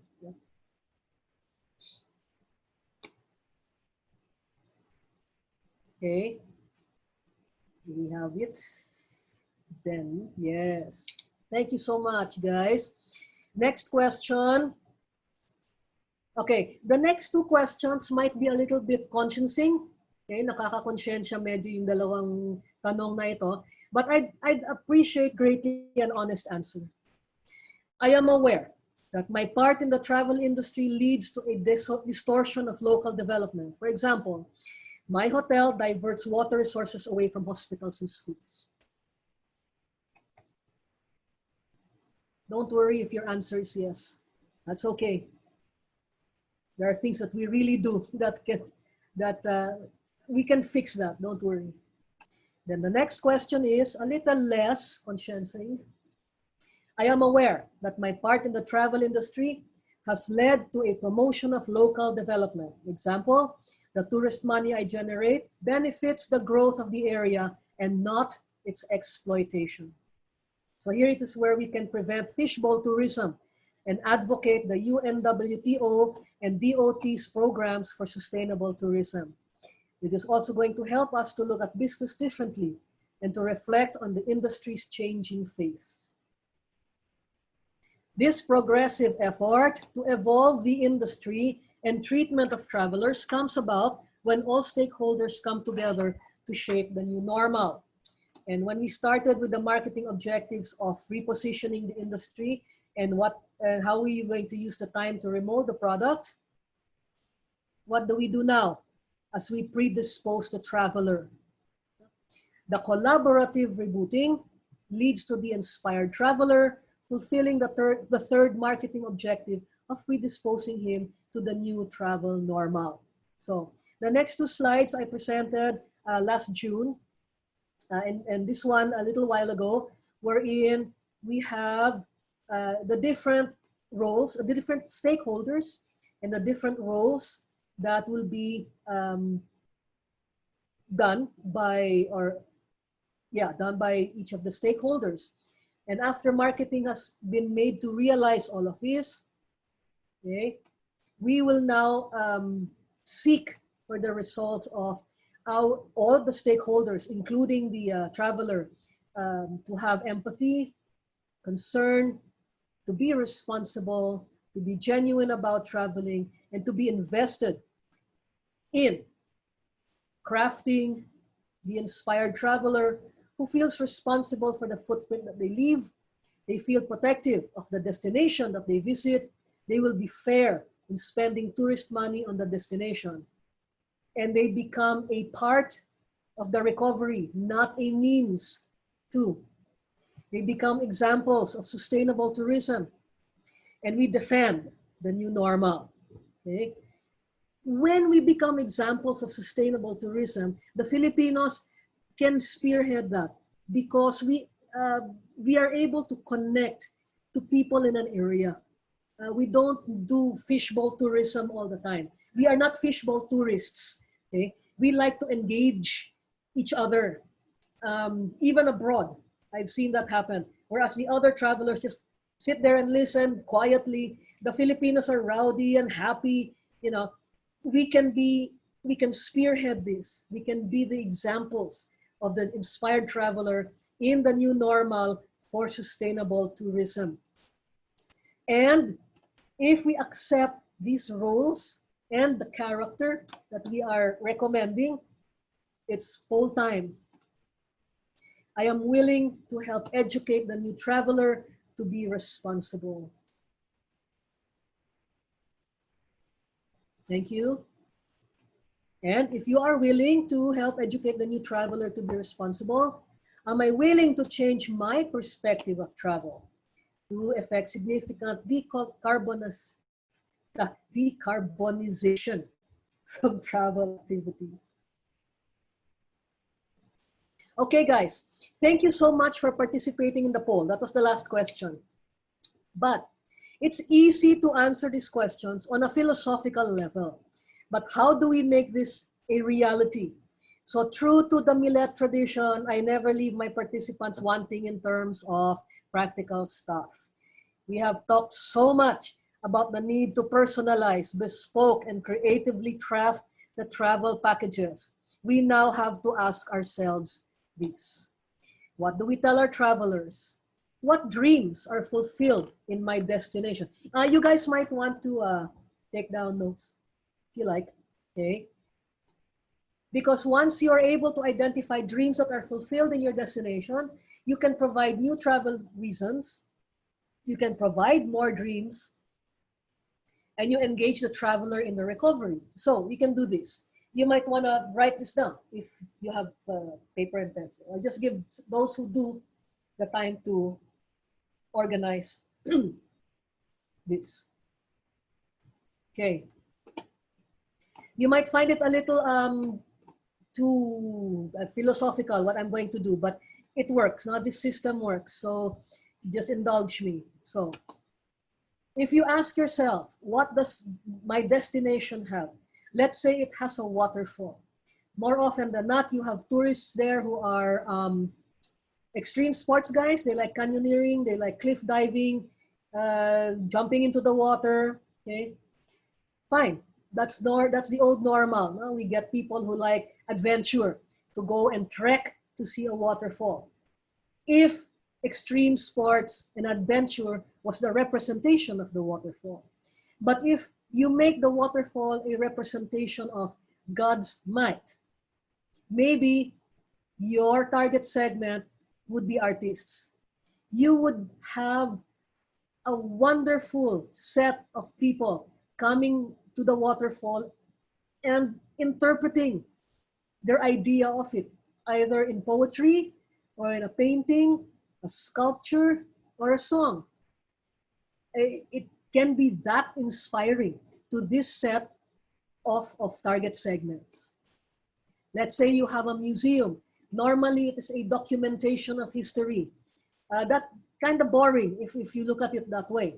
But if you say it is a connectedness to history, you might want to get student leaders and budding public servants to see how one's history connects to another. If you have craftsmen at your destination, normally it's just a souvenir ashtray, a souvenir figurine. But if you make a representation that these are fellow Filipinos' expression of their being Filipino or their expression of life, you can get many others like diplomats and art patrons to come and patronize their art and the area. And of course, if you have food, and where in the Philippines don't we have food? Okay, more often than not, we'll say Pampanga has really good food. Bacolod has really good food. Davao has really good food. Okay, that's a given. Filipino food is the best. I'm telling you, it's the best. No one should question how good our food is. Okay, but how else can we package our food? Okay, it is the unique feeling of the Filipinos' hospitality.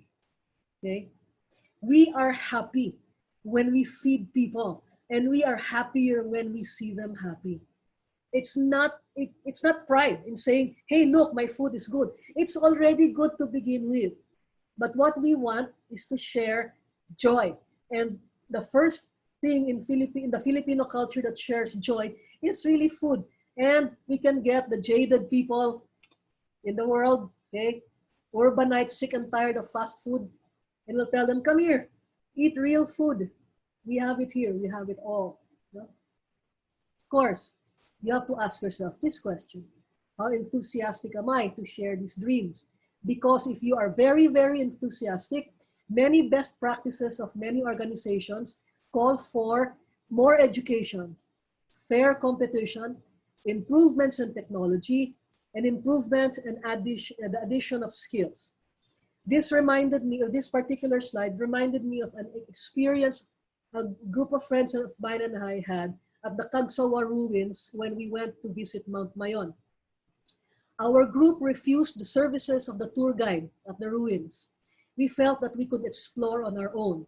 When we started to take pictures, he made suggestions as to which vantage points were the best for photographs. We made him take the pictures.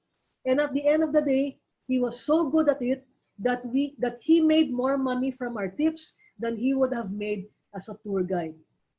when you are able to offer your visitors or your travelers more than what they expect from the definition of you as a stakeholder, the experience is greater and you will make more money, as this guy did. That's the reality. Early on, we asked, up to this point of the slide, we were defining already what we're going to do in the future. No? So I'll go back to the issue of what we can do now. If you go on the internet, early on during the pandemic, just to get people not to despair during the lockdown of the world, no? Museums and concert halls gave away tours on tours and online tours and concerts, no? And more, all of them were free. So the museums, you could just go into the social accounts, Facebook or YouTube or whatever, and go through the museum as if you were there. So it's a virtual tour, and that was for free. If you go now into the internet, there are some enterprising tour guides who have made paid virtual tours, or who have crafted paid virtual tours products. No? The differences between the two, why it was easy to give the tours for free. The sites that were being shown in the free tours were accessible in the internet, or encyclopedia. I hope that people still know what an encyclopedia is. No? If you say, like, for example, the Louvre, no, will show the Mona Lisa, you're just going to Google, you put Mona Lisa, and 1 million pictures of the Mona Lisa will come out. But there's nothing there to tell you why the Mona Lisa is significant to you.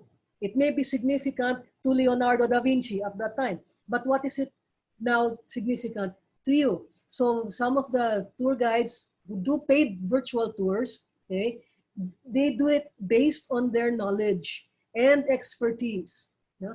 and their own connectedness to whatever it is that they're trying to share with you.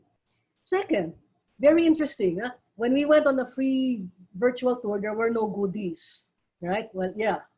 But the paid virtual tours give you goodies. What does it mean? When you pay them, they'll send you stuff from the area.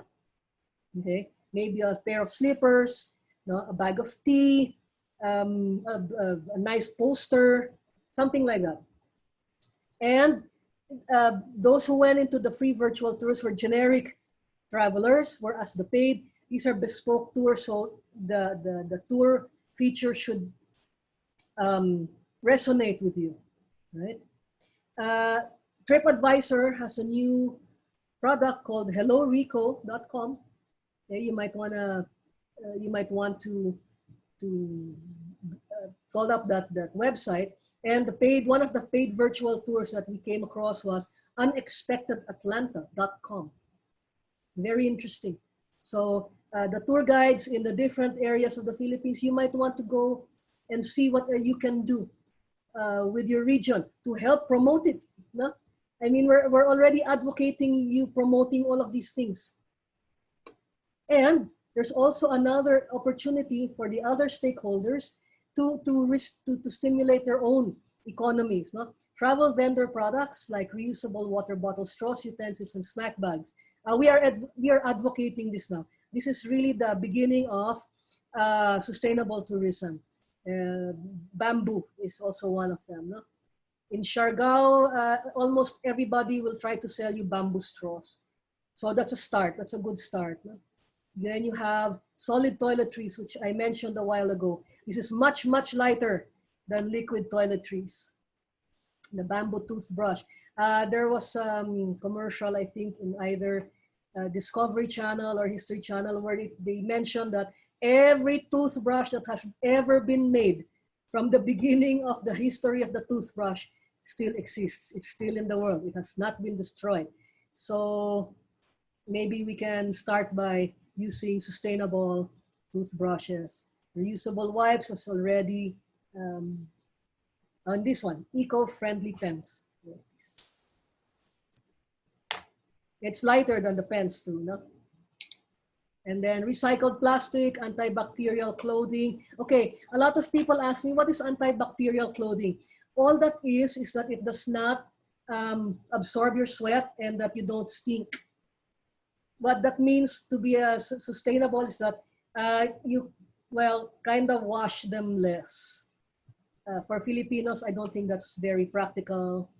But when you're traveling for a long time, by washing your clothes less, it makes it, I guess, you use less detergent and less water. And then solar chargers, that's already a big industry right now. And all of these other products, oops, sorry about that. All of these other products, okay, have already taken hold. No? This can only come about if all the stakeholders at the destination cooperate with each other. Okay? When we respect the destination and contribute to its maintenance, and we do not alter local behavior, because locals tend to revere tourist money as easy money. No? And they will tell us what we want to hear, and they'll do what we want them to see, what we want to see. More often than not, that is a very narrow-minded expectation on the part of the traveler, because we're going to a new place, we really don't know what we want to see. So we do not impose on the locals what we want to see. Just let them be as natural as they can. And when we do this, we empower them. Now, one practical slide that we can come up with are the pricing recommendations. I think everybody's asking like, yeah, okay, that's easy to do that, but what kind of budget can we tap in our target segments? No? Well, one, we already mentioned that there is a target segment who is willing to pay, and we can go with flexible pricing, wherein you can personalize the travel experience, you break up the market, and you spread the wealth. Okay? These are slightly pricier products. Whereas you can stay with the price status quo, wherein you continue to book in large numbers. Just continue to book the whole airplane. You continue to book the whole hotel.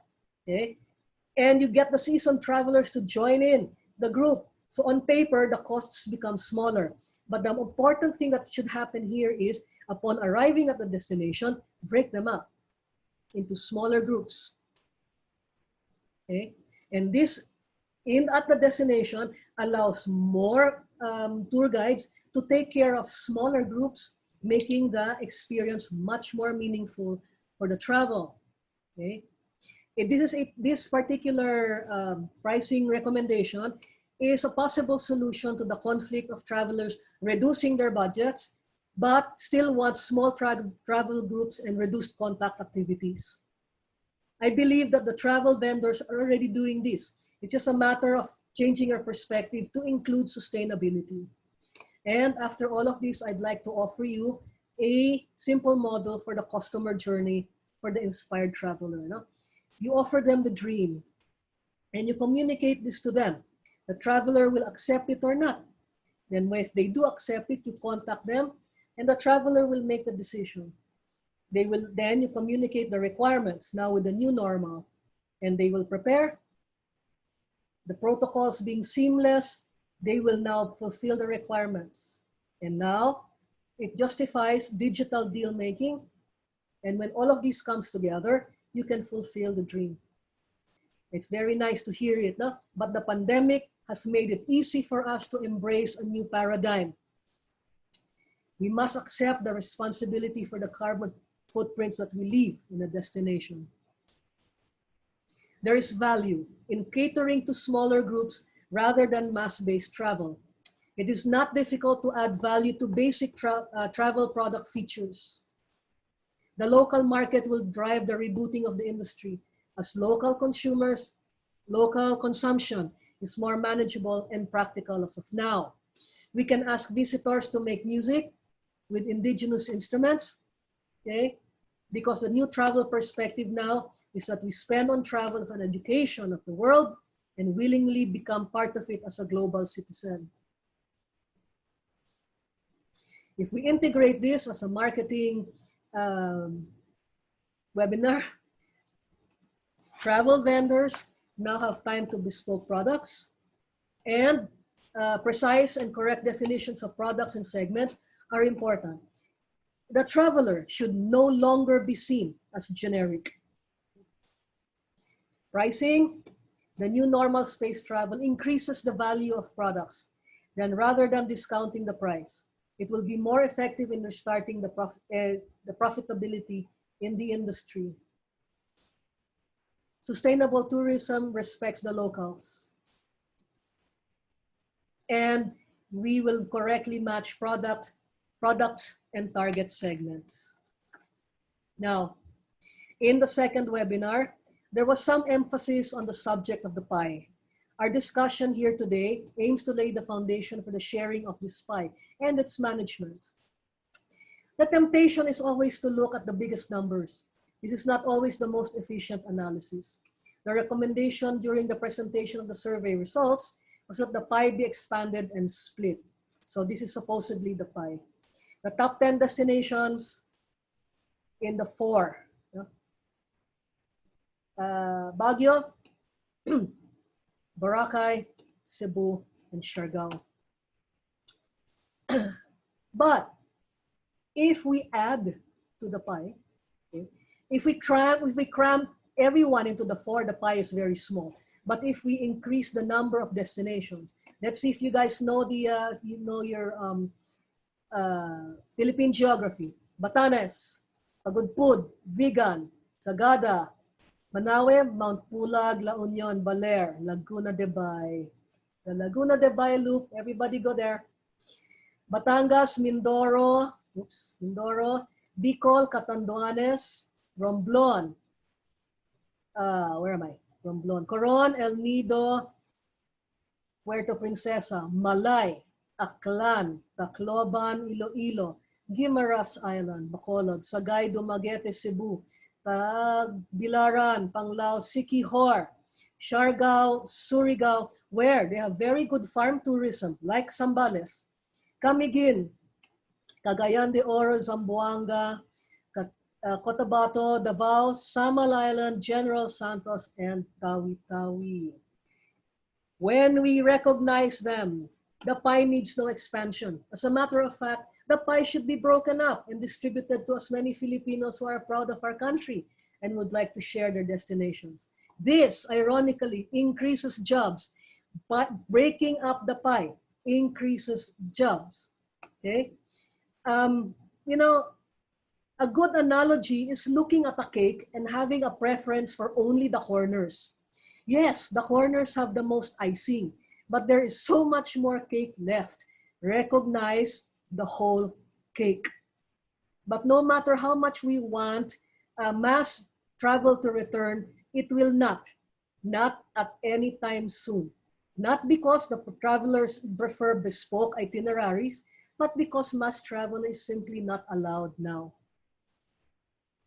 Expanding the pie by adding and recognizing the other pie slices engages more stakeholders and spread the wealth. The good news is that this market makes it easier to bespoke itineraries, to have more flexible rate, and it gives the travel vendors the reason and the power to take the advice of the presenters in the second webinar, to be agile and nimble in their product offerings, and to personalize the travel experience. And to beat this unwieldy situation we are in now, my recommendation is this: think small. Instead of concentrating and focusing on the biggest market, which now seems to be the millennials, target the smaller segments who spend more days. Instead of bringing the most number of people to one destination at one time, break them up and employ more guides to take them around in a more leisurely schedule. Don't think of the pie as a destination, like sharing the space available in Boracay or filling up the space to make more money. Thinking small allows for more efficient capacity management and more relaxed scheduling. It reduces the unwieldy tour groups that crowd destinations and, believe me, bother the locals. Think of the pie as a number of tourists looking for space like Boracay, but not necessarily Boracay. And thinking small allows more travel vendors to play in the market, especially the entertainers. The more small groups there are, the more performance venues available.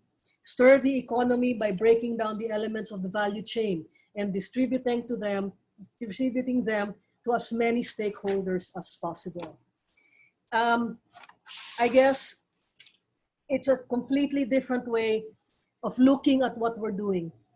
Hopefully, what I've done here is to at least open your minds to it. So at this point, we would like to fulfill the webinar promise of being able to answer your questions. So it's Q&A time. Thank you, Ms. Millet. I'm sure their minds are very open right now. If you could just see the Q&A panel right now.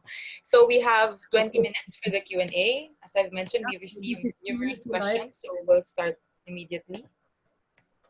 Yeah, we can maybe Okay. go by 15 minutes. Yeah. Yes, definitely. So at first I grouped it. So in terms of repositioning the mindset of both tourists and travel agencies, how do we address concerns on pricing, given that small group travels often comes out more expensive than having group travels? It's both from the perspective of tourists and travel agencies. Well, yeah, that's what we were trying to say. No? The budgets, as of right now, the perspective of the traveler right now is that the budgets that they budgeted before would only give them the product that you offered before. No? When you give the traveler a completely different product, one that is greater in value, then they may be open to using that budget to purchase your product. No?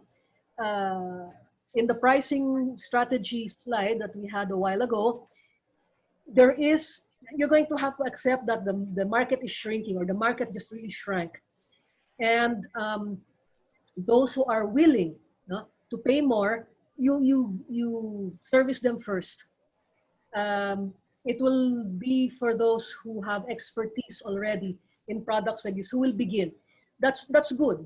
We're not asking all of the tour or travel agencies to go into that, because 90% of the travel agencies still do cater to the mass-based travel. And that, for now, unfortunately and sadly, is not a product that is available. But if, again, we are able to show that there are other destinations other than the top 10 or even the top 4, you can get smaller groups, no, to buy into the value that you will give to them, even if it's just a very simple itinerary, maybe a 6-hour trip, no, a 6-hour day. It can they can do this for you, and a change in perspective can be very important. Believe me, they'll give you the money. Thank you, Ms. Millet. Next question is on the sustainability of the initiatives that you'll be implementing at the moment. So the question is, how can we sustain the practices in the long run, given the looming uncertainty of the future? Should we require tourists to have travel health insurances moving forward? Yes. Whatever the government institutions, the UNWTO, each country's Department or Ministry of Tourism, they will know exactly what the requirements will be to keep both the country, the destination, and the traveler safe. The first part of Ayla's, when Ayla was reading the first part of the question, the first thing that came to my mind was just really discipline. Yeah? The sustainability of sticking to protocols and the rules is just really discipline. And I guess what I'm advocating for this entire webinar is a change in perspective of the traveler, which I introduced in the first webinar last June. And talking about here, and hopefully the travel vendors also recognizing that both sides have to change their perspective. Your question as to how sustainable is it? It should be as sustainable as possible. Can we sustain it? Then it's up to us. Really, it is. I think we saw during the lockdown, many of us were really obedient, some not. So now we have a second wave. And this is not only in the Philippines, this is the whole world is experiencing also a second wave. So yeah, discipline, really. Mm. I guess in relation to that, Ms. Millet, they're also asking, what is your take on virtual and online tours as part of, the things that they implement at this moment? Yeah, we're recommending already the paid virtual tours.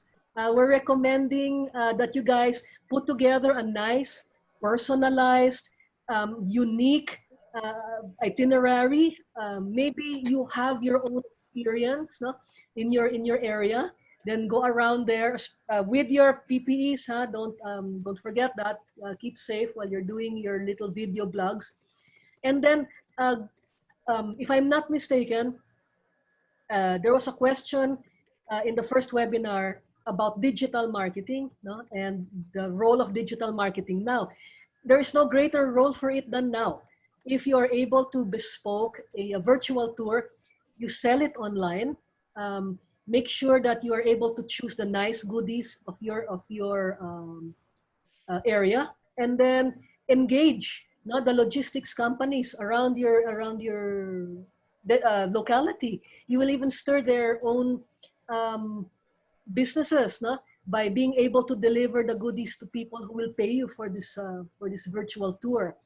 I remember once when our GCQ was downgraded to MECQ here where I live, I was able to get groceries delivered to me. And when I went out to pay for the groceries, the messenger just said, "Ma'am, maraming salamat po.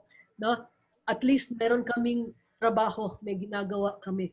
So even those things, just a small logistics company bringing the goodies to a bigger logistics company, because you were able to get travelers who to buy into your virtual tour. I would love to see a completely different side of Mount Mayon or a completely different side of the Chocolate Hills. If that is the case, then you send us a cab. No? So if you package that properly, a paid virtual tour is what you can do now. At least it gives you a little bit of hope for the industry. And when we are able to travel again, then praktisado na kayo. Ms. Malet, they have some questions about the concepts that you introduced in this webinar. So first, what do we mean by a small group, or how small is thinking small? A small group between 5 to 8 people. 5 to 8 people. That's a comfortable social distancing number in a big bangka. Okay. Yeah. And then in terms of the concept of fishbowl tourism, how can we operate or address issues of existing destinations already practicing fishbowl tourism? Deepen your knowledge about the area. Deepen your knowledge about the history and the culture. Insert much of yourself into the product so that if you really do care about your locality, your tour, virtual or otherwise, will no longer be a fishbowl tour. Mm-hmm. And then finally, on the concept of collaborative rebooting, how do we measure the extent of collaboration by tourism stakeholders in delivering products and services? The metric value chain analysis have their own metrics. No? I think the economists are very good at computing the efficiencies of each of the elements of the value chain.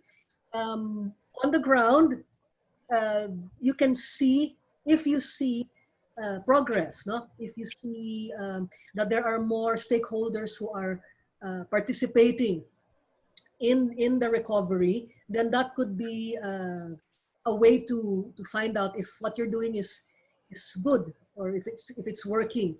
So I think your question is a little bit more scientific. So the metrics of the value chain analysis will be used to measure the effectivity and efficiency of your efforts. I guess just to follow up on that question, Ms. Millet, what kind of efforts do we actually expect, for example, from LGUs? Or especially that they have different policies, how do we account them to make it similar in the eyes of tourists? That's entirely in the purview of your meetings in your area. And directives of the departments of tourism.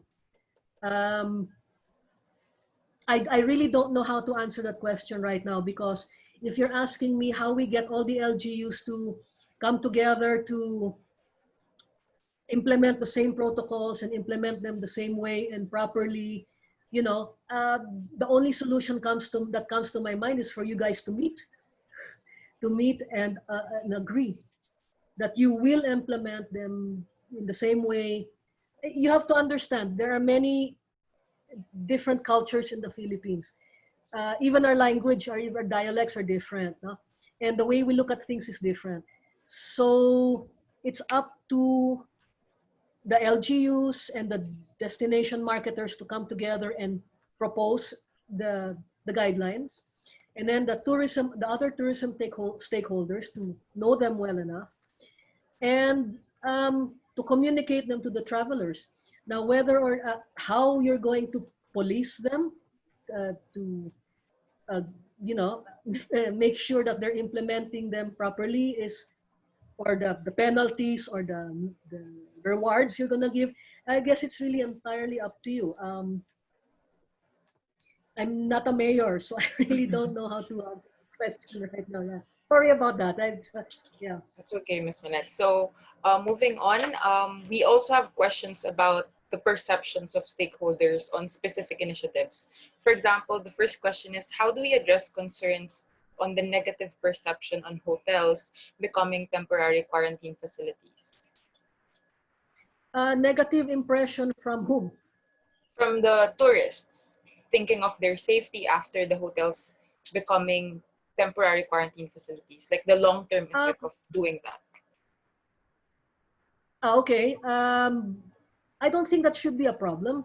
No, the reason why, or one of the reasons you can even be proud of after making your hotel a quarantine facility, is that you can brag about being able to have housed them, okay, properly and not contributed to the increase in infections. Meaning that your health protocols are perfect, and that the travelers can trust your health protocols for the hotel.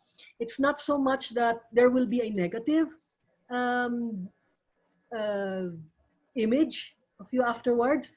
As of right now, the more important thing that we can do is to re-employ the stakeholders in accommodations and alimentation suppliers, right?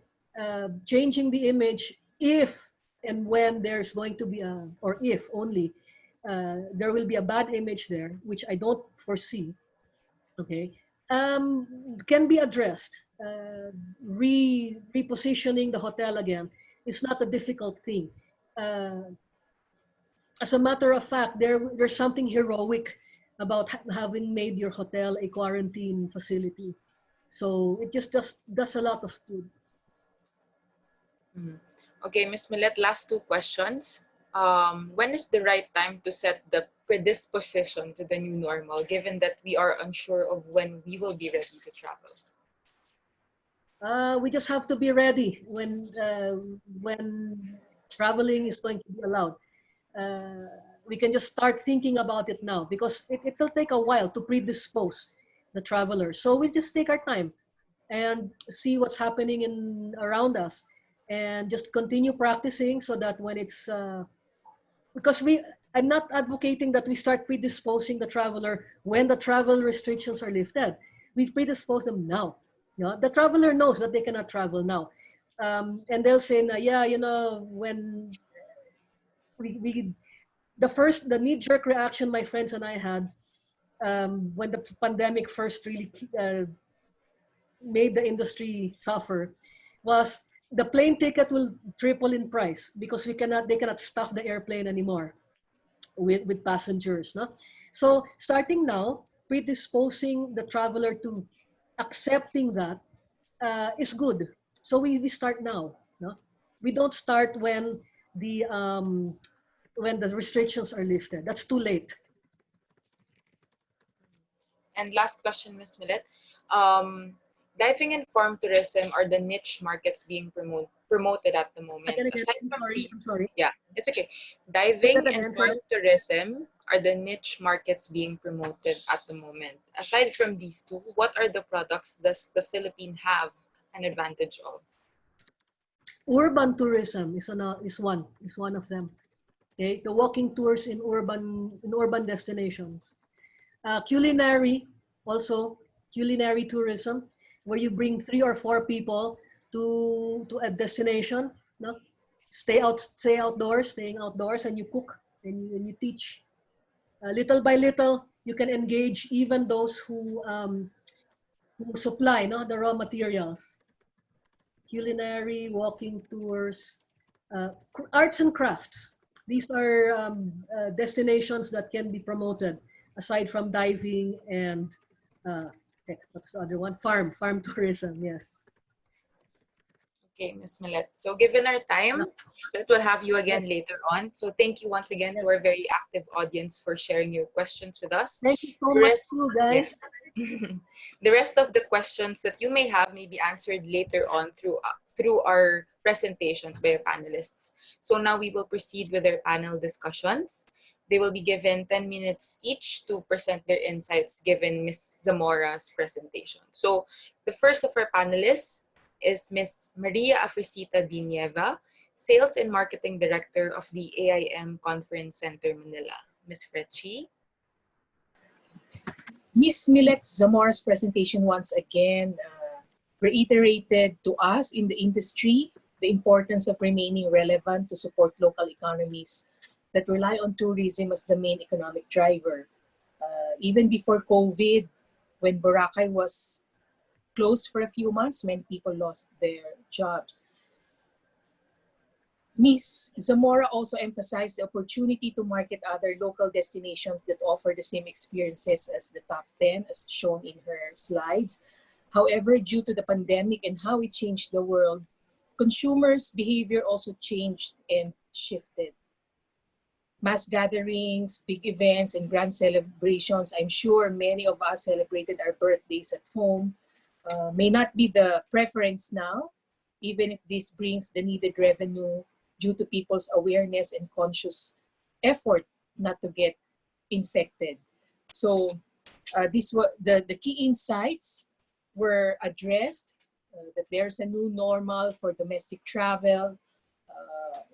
There's a shift in travel behavior with the researches and studies presented, and strategies to revitalize tourism activities that are very much needed, and stakeholders' contribution. Traveling now may be a little more expensive due to requirements in observing health protocols. Wearing of PPEs was also mentioned earlier, expensive for both tourist destinations and travelers. There are now set criteria and even a list of what to look for in a particular destination that will make the tourists feel safe and secure. I have to share that actually this September we're supposed to go to South Africa, that Ms. Millet mentioned. We're supposed to go to South Africa this September, and we were planning on, should we bring PPEs? What do we bring extra? But of course now this has been postponed to next year, when hopefully there is already a vaccine, and as a support to the tour agencies, instead of canceling the trips, you decide to just postpone. In yesterday's sauna, if you watched, I was waiting for the president's address on tourism. So in yesterday's sauna, President Duterte called on the public to travel to local tourist destinations to boost the country's economy, which has been hard hit by COVID-19 pandemic. He also added, this is related to one of the questions earlier, that the national government agencies and local government units should harmonize their policies to boost tourism and ensure everyone's well-being. LGUs, it was mentioned in one of the slides of Ms. Zamora that Mother Earth has healed, and this was brought about by everybody being at home. LGUs must be responsible for environmental protection and preservation, which is the main attraction and main product of a destination, and the well-being of its constituents and visitors. And this has never been more glaring than now. Having been exposed to LGUs, their development plans, or lack of it, the pandemic showed us what we have, what we lacked, what we needed, what should have been prioritized, better allocation of resources as well. During the lockdown, how did the LGUs handle the crisis? Many asked. How did they handle their visitors? Were they quick to prevent the spread of the virus? Were there enough hospitals and even medical personnel? Did they help the LGUs? Did they help in providing for the needs of visitors as well? Because now, these are some of the things that visitors will look for. Accessibility of clinics, hospitals, are there enough doctors or medical personnel, access to basic needs, and support from the LGUs. This will give confidence to locals, merchants, the tourists, as presented by Ms. Zamora, that there is an expectation that travel will be more meaningful despite the common reason for traveling is leisure. LGUs are responsible for capacity building and must be able to address all these issues. For entrepreneurs, MSMEs are the ones severely affected by the lockdown. Local hotels have closed, big hotels have also closed. Ancillary services to hotels have suffered as well. In Boracay, for example, the tattoo artists, the t-shirt sellers, and the likes. The data in the studies presented should give the MSMEs the relevant tools and ideas to position themselves, as mentioned by Ms. Zamora. Travelers have new requirements and new priorities. And the recent survey reports conducted by the AIM, Dr. Andrew L. Tan Center for Tourism, and other agencies, specifically on travelers' sentiments, are a big help to business owners and the LGUs. There is always hope, as they say. And in the end, sustainable tourism is the way to go. As a traveler, you admire cities, countries that practice sustainable tourism. And when you experience this in other countries, that's the time that you wished we should have this in the Philippines. For example, in Slovenia, where we toured Slovenia last year, hotel practices are towards sustainable tourism. Waste segregation is real. Hotels are green hotels. Toiletries are made by locals, so all natural, supporting local vendors, local artists. In Europe, buses, for example, are in an area, are in a certain area, and engines are turned off. Only when the bus is leaving can you turn on the engines. Otherwise, the bus driver will be penalized, and the tour operator may be suspended as well. So we hope that the participants in this webinar were able to get so much from the presentation of Ms. Zamora on the concept of space travel during this time. Thank you, Ayla. Thank you, Ms. Frechi, for sharing your insights with us. Now we will have Mr. Rabi Vincent L. Ang, General Manager of Guide to the Philippines.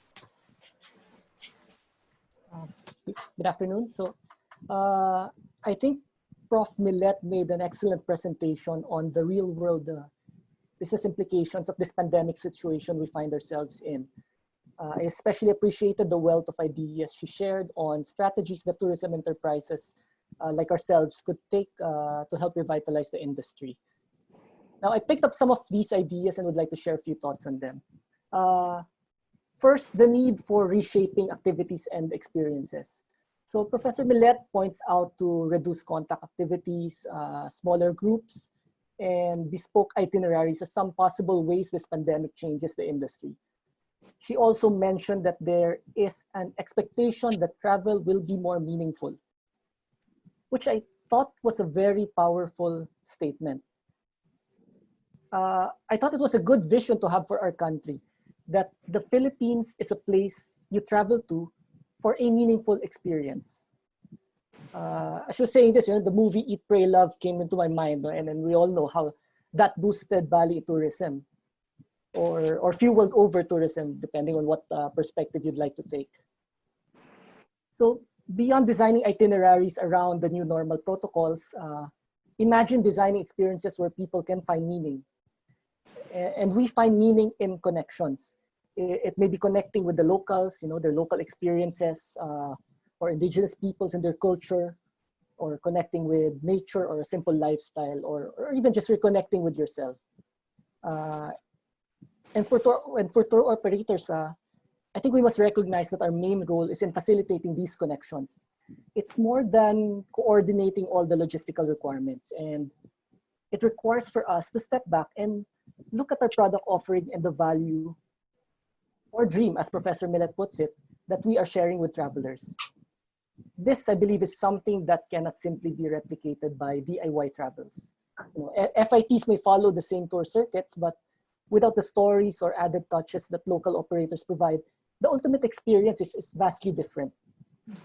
But this means that we have to tap into our creativity and add more intentionality in creating itineraries and weaving stories into them. So this is a strategic shift in reshaping our product offerings, which I really would like to help realize. In our experience in Guide to the Philippines, we've had a lot of conversations with operators all over the Philippines around the creation of these kinds of experiences. And from experience as well, we know that it's not a very simple thing to do. And this sort of intentionality in creating themes or weaving stories into these products has to be done sort of slowly. Now, one practical way we've tried to impart that concept of value proposition is in the writing of product descriptions. While operators are free to post as many products on our platform, currently we supply the product descriptions for all of these. And when we write these descriptions, from the very first paragraph, we make it clear for whom a particular product might appeal to and what sort of experience you would expect from this tour. For example, we'll say, this tour is perfect for those escaping the hustle and bustle of city life and want to commune with nature. So it's clear what you can be expecting. It's sort of like the dream or the what they take away beyond just the sights that they will be seeing. So it's our way for us to communicate the dream to travelers. Another point Prof. Millet made is how we need to promote less popular destinations. So this also really struck me because in our organization, this is one of our primary goals. I believe many marketplaces focus on the more popular destinations because, frankly, that's where the volume is. But we're not Guide to Boracay or Guide to Cebu. We're Guide to the Philippines, and we started this platform to really focus on helping travelers discover online all of the Philippine destinations and to make it easy to purchase from local operators. So if you go to our website or search the web, you'll see that we publish a lot of articles about the different destinations in the Philippines. Right now, apart from the popular ones, we also have travel guides, really extensive travel guides on Catanduanes, Zamboanga, San Vicente, and so on. And we'll continue publishing these to help travelers dream and plan about their trip to the Philippines.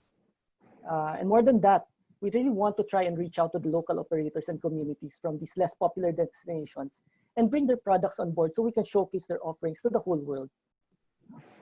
One thing I think we need to highlight, especially for foreign travelers, is that the Philippines is a multi-destination experience. Interesting, earlier we highlighted the vision for a possible vision for the Philippines. It's for it to be a multi-experience destination. And I think both these ideas should be incorporated to our product development. For example, packaging a popular destination with a lesser known one and ensuring a clear distinction in experience from these two destinations. So again, this is another value that travel agents have been providing in the past and will continue to provide, and it's a very concrete way to continue staying relevant in the digital age. one final thought I'd like to share is on ongoing digital, which I would like to lump together with innovation in general. So there are many different digital channels where businesses can be present. You can have your own digital assets, websites, social media accounts, email marketing, or you can also be part of a platform or marketplaces for added visibility and distribution. Now, how to determine the mix is really dependent on your strategy. The good thing with digital is that you can easily target your market, based on budget, demographics, profiles, etc. Especially if you have a portfolio of products. So I think that's one of the key advantages of why operators should really look at creating a clear strategy for digital. However, whatever direction you choose, whether you choose to go on your own or choose a marketplace or a mix of them, it's important to understand how to implement the digital strategy.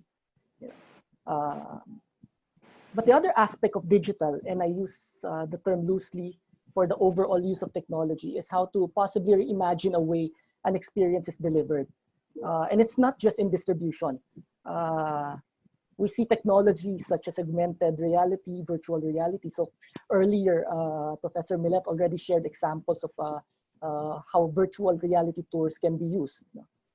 So I think, tour operators, travel agencies can ask, are there applications to this given the need for reduced contact activities? So if you're a tour operator, if you have a story, can you deliver this more creatively and facilitate connections more effectively with the use of technology?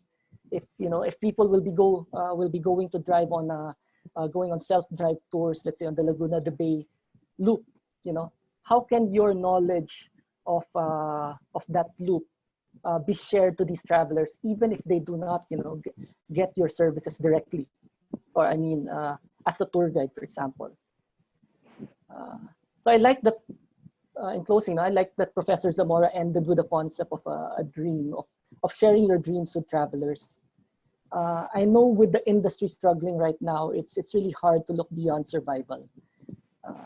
How do we dream if we haven't woken up from this nightmare? No? But the reality is this crisis has given the industry the space and opportunity to reevaluate our collective dream for the future of Philippine tourism. And if we, industry players, and also travelers, push towards this dream of meaningful experiences, of value over discounting, of sustainable over mass tourism, then maybe in a few years' time, we'll all be in a much better situation than if this pandemic had not happened. I don't know. Who knows? But it's good to dream, right? Yeah. Thank you, Ayla. Thank you, Rabi. And finally, we'll have Prof. Richard L. Cruz, Associate Professor of the Asian Institute of Management. Prof. Richard. Okay, so I just want to congratulate Prof. Millet on a very extensive, detailed, presentation. It was very authentic, and of course, you can feel the passion throughout the whole presentation. So I just, so thank you for inviting me to be a discussant. I prepared a short set of slides as requested, just to sort of give my own response. So I think, when we talk about space travel, given the imperative of the time, I think we need to ask the question, is this a strategy that saves lives and livelihoods? Okay, so the reason why our traditional tourism strategies are not viable now, and basically the industry is shut down, is because the way the industry is operating now is not in a way that will both save lives and livelihoods at the same time. So, as elegantly described as space travel, this strategy that's being presented this afternoon, I think the question that we need to ask ourselves as stakeholders within the industry is, do these strategies have characteristics that will satisfy the needs and protect the health requirements of our customers and our employees, but at the same time allow us to generate business and to ensure the sustainability of our business? Okay, so that's a question mark. It's a question mark. Okay, I consider this to be part of emergent practice. This is not best practice within the tourism industry. So this is not basically taking best practice from other countries and applying it here. Space travel is I treat it like a proposition of possible emergent practice. So the reality is we need to prototype some of the ideas that were discussed today and test and see whether they satisfy both the save lives and saving livelihoods criteria at the same time. Okay. So I just listed down some key transitions that were sort of stimulated by the conversation, the presentation earlier. So I have some transitions here. So because of the requirements of social distancing, we know that the market segmentation now for our businesses cannot be broad segments or mass segments. Okay, now they really have to be niche or even customers of one. And for me, the implication actually is now we can have micro brands. Okay, there's an opportunity to create micro tourism brands.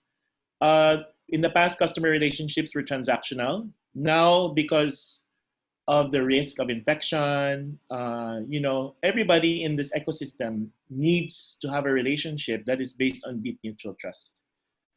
Okay, we need to trust our customers that they actually tell the truth when they're sharing us information. We need to be transparent to our customers as we tell them how we prepared our products and services.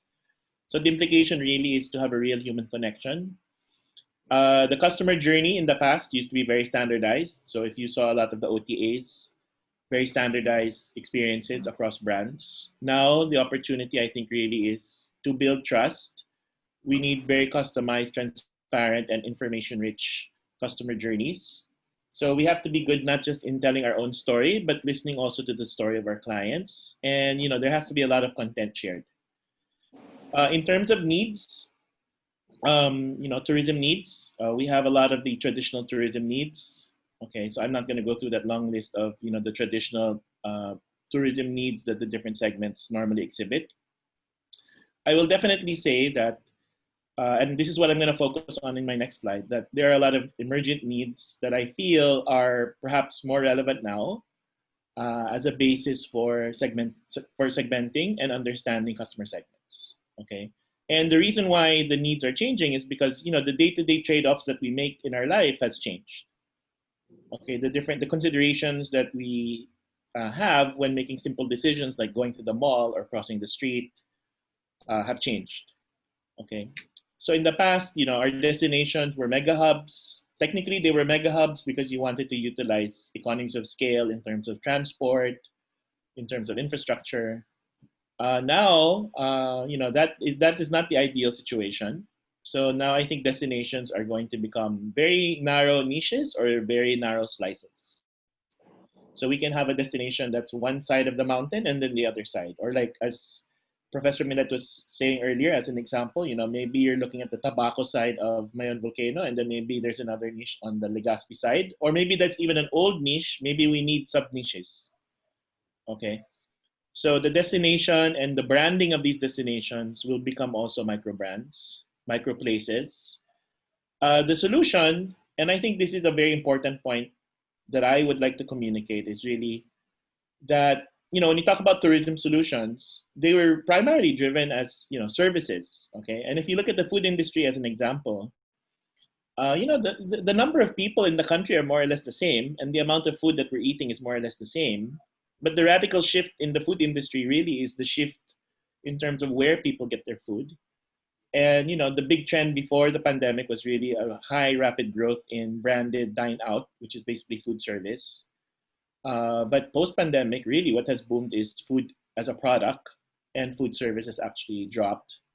And I think we need to understand that analogy, let's say in food, and understand that in the context of tourism, and ask ourselves, can we diversify the business now and not be too reliant on service, because service is really very difficult to execute in this pandemic situation, but figure out how we can develop products, tourism products, okay? And I will consider products and classify them to be either digital products or non-digital products, okay? So I would argue that every tourism operator has to be some kind of business, has to be some kind of content creator, and they have to have some kind of content business model. Okay, so I can imagine that content consumption is very high now. And I would hazard a guess that maybe the content creating strategies and habits of many tourism stakeholders hasn't really changed that much yet in the last 6 months. Okay, So I think tourism brands also need to consider product business models and maybe even e-commerce. Okay. In terms of revenue model, I think before, if you're running a hotel, then your revenue model is occupancy rate, occupied rooms times average room rate. The market was quite wide. The value proposition was quite broad. I think now we're looking at much narrower markets because we can't manage too many people at the same time. We have to have narrower markets, fewer customers. So it can't be led by, or revenue growth can't solely be led anymore by just increasing the number of packs. But now we have to think in a different way so that we can deepen our share of pocket for each of those customers moving forward. Okay, so two more ideas. Okay, so what has really changed is, the Star Trek technology of teleportation is upon us. And what has happened is, so I'm going to take a different perspective. What has happened is, if we look at it from a human-centered perspective, in the past, when we talk about live, work, and play, and if we clump tourism either under play or under work, it would require us to travel actually to a different destination or a different place so that we can do that particular kind of activity. So if you look at the left side, you'd notice that even real estate strategy and real estate categories like office, residential condominiums, residential subdivisions, leisure, tourism, etc., retail, etc. They're all organized by one of these: live, work, leisure. You can add learn if you want. So live, work, play, learn. But what's happened post-pandemic basically is we can do all of these tasks in the same location now. And for most of us, we're doing it from our first home. Okay, but the reality is that we can do this from anywhere. So the question is, how is this possibility, this promise? So my dream, as Professor Millet said, my dream is a dream of being able to teleport from being a professor in one moment and then being a father in the next moment and then being a husband in the next moment, and et cetera, without having to travel, which is what's happening right now, right? But there are, of course, emerging lifestyles, and this will impact the who, the what, the where, the when, the how, and the why of how we live. Okay, so I created some simple examples, and I'll end with the next slide. So I have simple examples. Okay, so I think that what people are really looking for from the tourism industry is a promise that actually 2020 is going to be a better year than what it appears to be. That I need to bounce back better and that I can build personal resilience in this time of great uncertainty. Okay, so I have several examples of segments on the left side that I was doing while I was listening to Prof. Millet explain her own segments. So as an example, solo travelers, I think solo travel will be great. I think a lot of people will just hop on their motorcycle and go somewhere. And I created like a think, feel, do for each segment. So maybe a solo traveler now will say, since I can telecommute and work from home, why should I stay in the city? And maybe what I feel is like, I think it would be awesome. And I think my friends would be very jealous and I would gain so much social capital. If 1 minute I'm doing my teleconference in a table overlooking the ocean, and then several minutes later, my IG is showing that I'm already at the beach. Okay. And, my need for being able to cope and to build that, self-esteem, even in the middle of a pandemic, might actually be an interesting proposition. So what do? I need to find an affordable place to stay in with fiber and AC that's near the beach, and I'll book it for 2 weeks. Anyway, my boss won't mind that I'm going to be there. And in fact, my boss might join me and book the room next to me. Okay, so that's solo traveler. Or knowledge worker like myself. So what am I thinking? So I do research on two concepts like deep work and the 3-day effect. Deep work is basically saying, if you want to do great knowledge work, you just need to shut yourself off from all distractions for a particular amount of time. The 3-day effect basically says that if you go out and connect with nature for 3 straight days, that the hustle and bustle of work will leave your body and your body will be able to heal and your blood pressure will reduce and your stress levels will go down. So actually, this combination of 3 days of deep work and 3 days of relaxation taken together might be a really great way to self-actualize and be the best version of myself, to be able to write the best things that I can write, but at the same time become a healthier version of myself. So what do? Maybe I need to design a 1-week trip, a 3-day deep work session, and a 3-day walkabout in nature to experience awe. So where can I do that? Okay, that's driving distance from somewhere near where I live. Okay. And remember, this doesn't have to be like in the mega hub. This can be done in very specific niches or slices of places and destinations. Finally, the last one, and I think this is my own dream. My own dream is I want to bring my 19-year-old son and my wife somewhere where we can all work, learn from home, from any home. So maybe my dream is to rent an Airbnb somewhere near a resort. Our whole family will be there. Our normal daily activity will be done there, but then maybe in the late afternoon we can already develop new family experiences, new patterns of behavior, new ways of thinking, etc. So that might offer up a new opportunity. Okay, so basically, I guess just to summarize, for me, the more radical shift in the mindset today really starts with being more innovative from a segmentation point of view and being more innovative from in terms of identifying the need and the key benefit. And hopefully this new segmentation will result in actually more attractive customers who will book longer, spend more, buy more product, etc.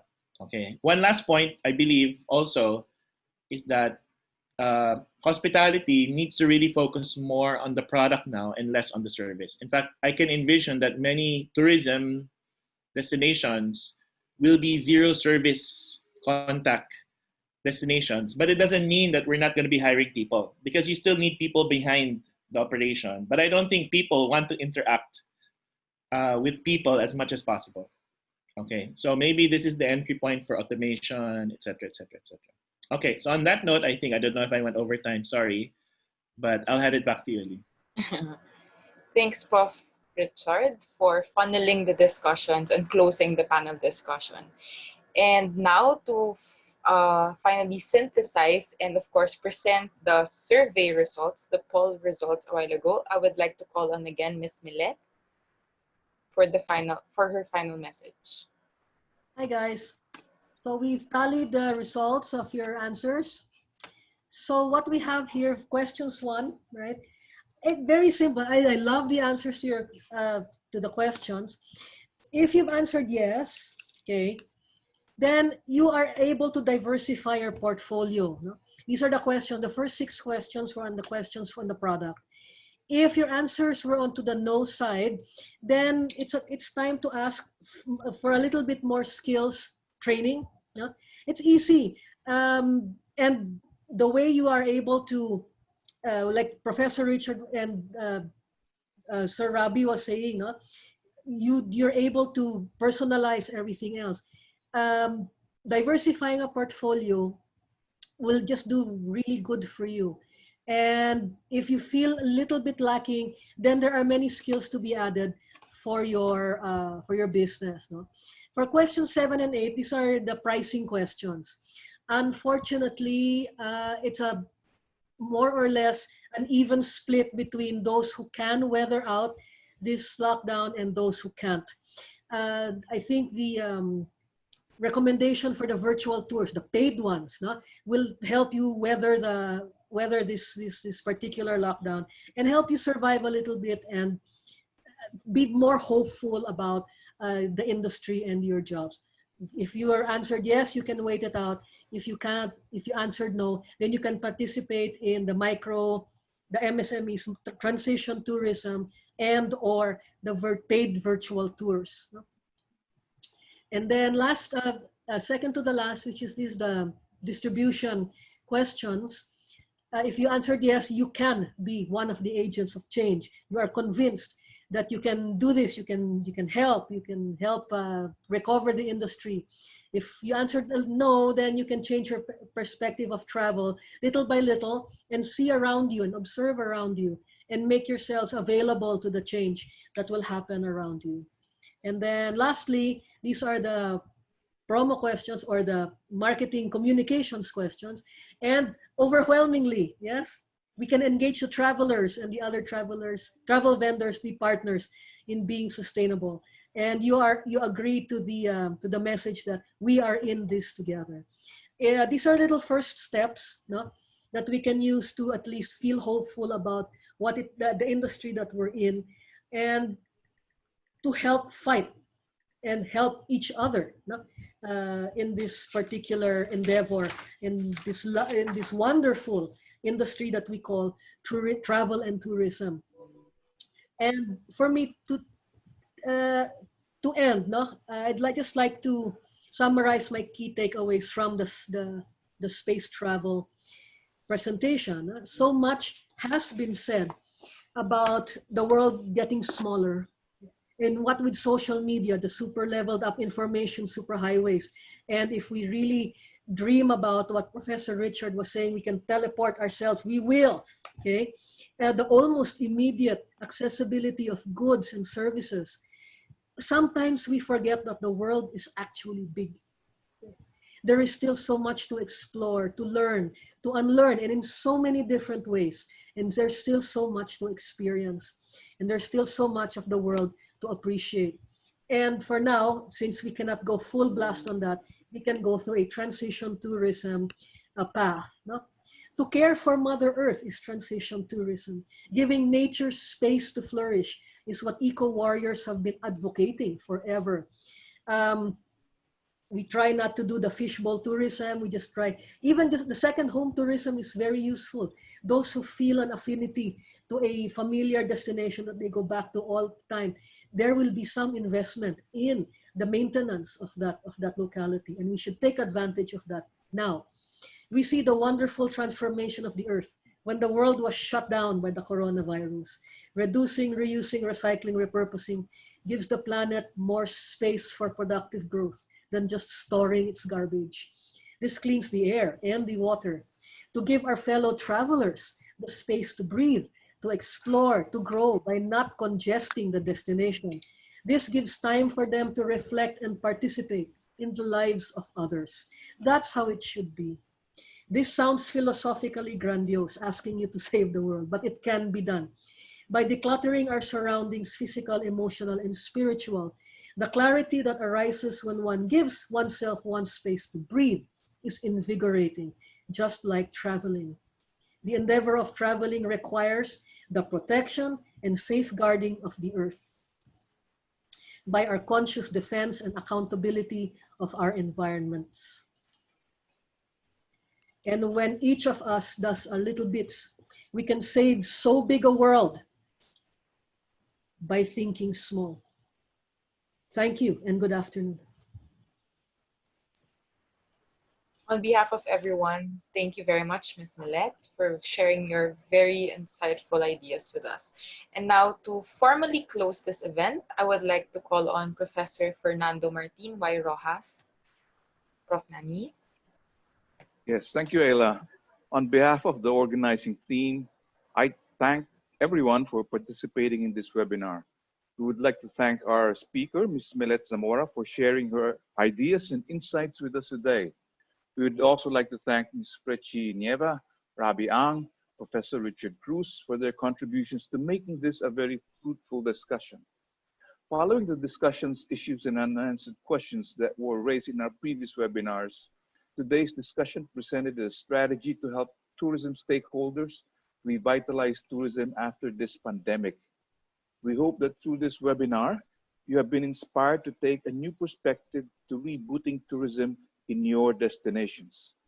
Staying true to the center's trust of leading, inspiring, and transforming tourism industries, it is my pleasure to announce that the Dr. Andrew L. Tan Center for Tourism, in collaboration with the School of Executive Education and Lifelong Learning, will soon offer a new capacity building program entitled Bootstrapping a Sustainable Future in Tourism. with the objective of helping tourism organizations and enterprises reboot from the pandemic. The modules will be beneficial in planning for the new normal and prepare for future crisis pandemic management. This is scheduled to be offered this coming October 2020 online, with information sessions slated sometime first week of September 2020. Please join the Tourism Center Facebook groups to know more about our future offerings. Thank you once again, and good day to all of you. Thank you, Prof. Nani. Once again, on behalf of the organizing team, thank you very much for taking time to participate in this webinar. So as we promised a while ago, we will share the screen so you can download once again the Philippine Travel Survey Report for those who haven't downloaded it yet. And thank you, everyone. Stay safe and have a nice day.